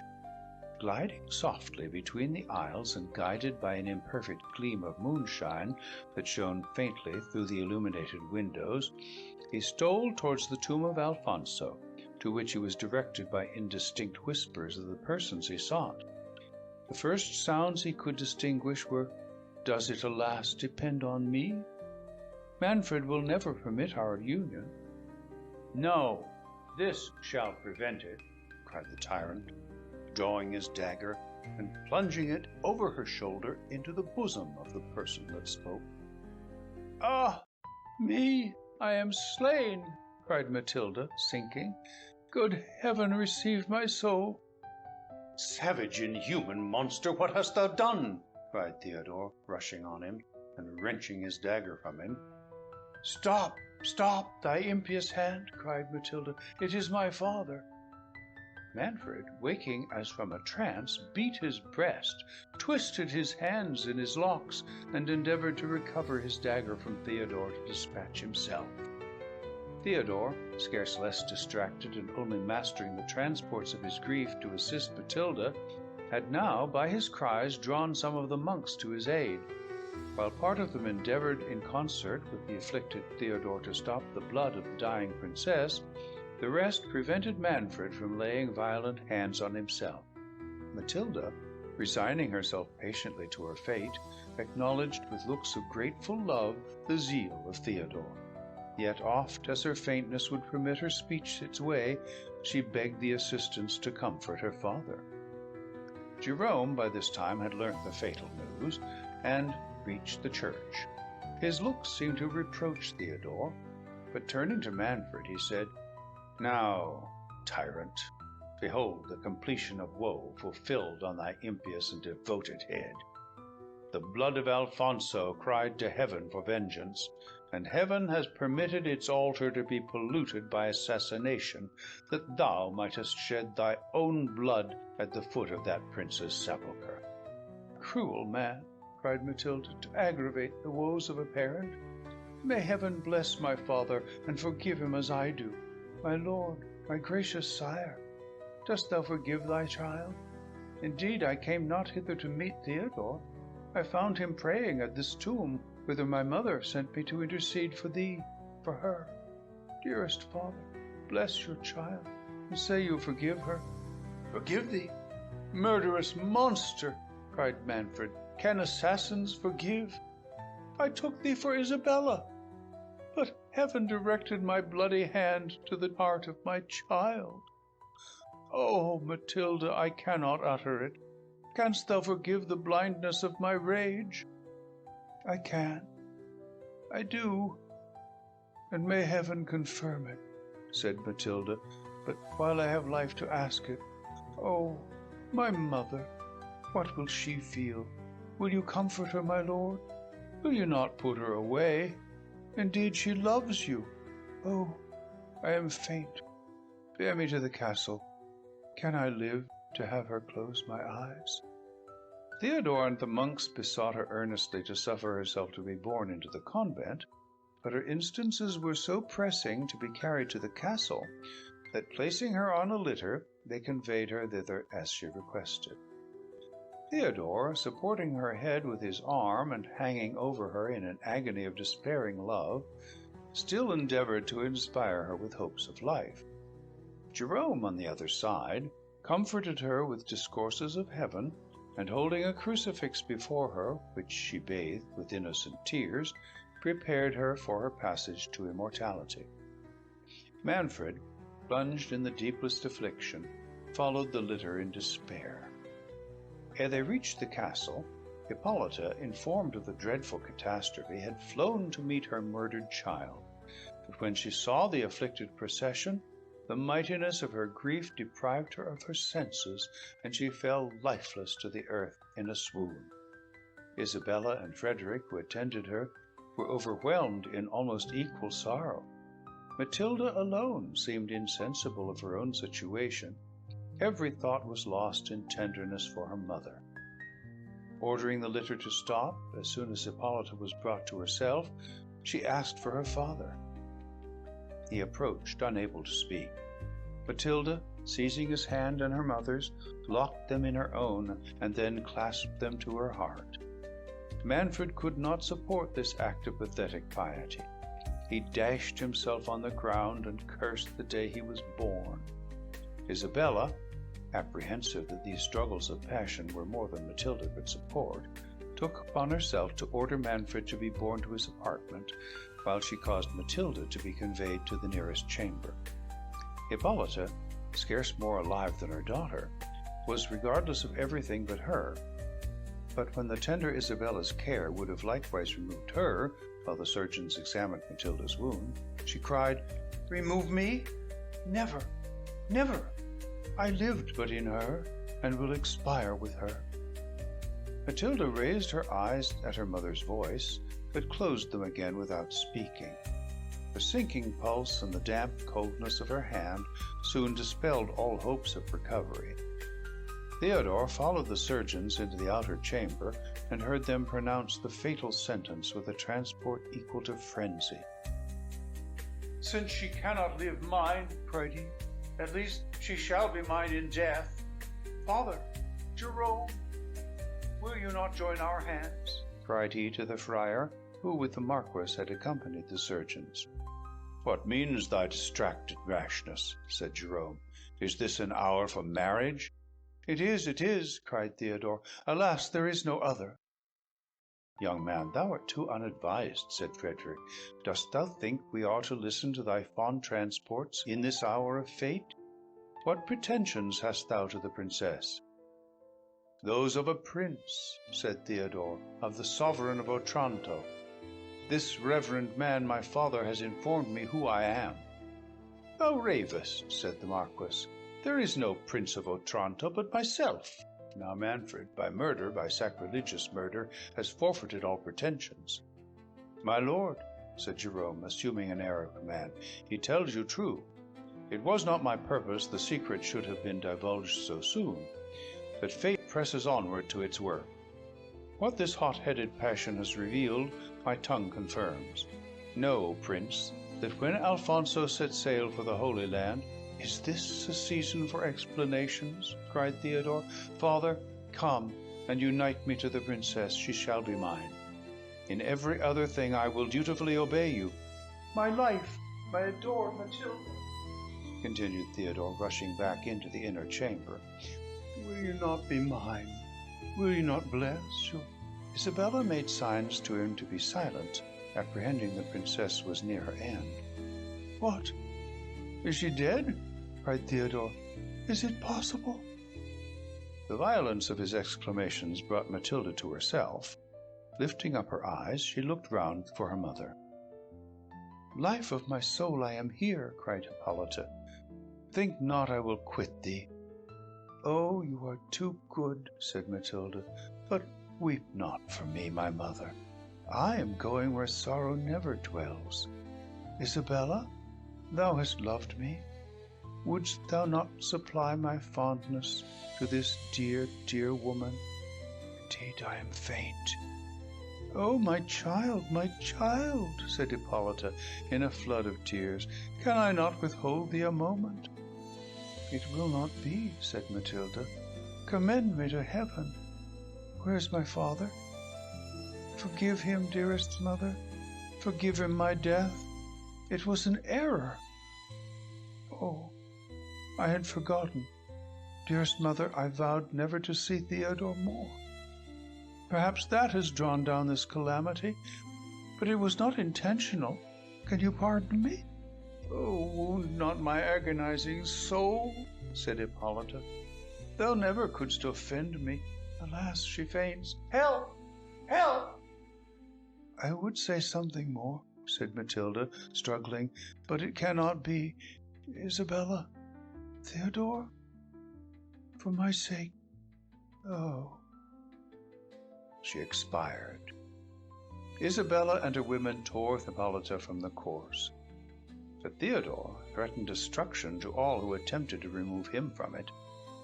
He printed 1,000 kisses on her clay-cold hands, and uttered every expression that despairing love could dictate. Isabella, in the meantime, was accompanying the afflicted Hippolyta to her apartment. But in the middle of the court they were met by Manfred, who, distracted with his own thoughts, and anxious once more to behold his daughter, was advancing to the chamber where she lay. As the moon was now at its height, he read in the countenances of this unhappy company the event he dreaded. "What? Is she dead?" cried he in wild confusion. The clap of thunder at that instant shook the castle to its foundations. The earth rocked, and the clank of more than mortal armor was heard behind. Frederick and Jerome thought the last day was at hand. The latter, forcing Theodore along with them, rushed into the court.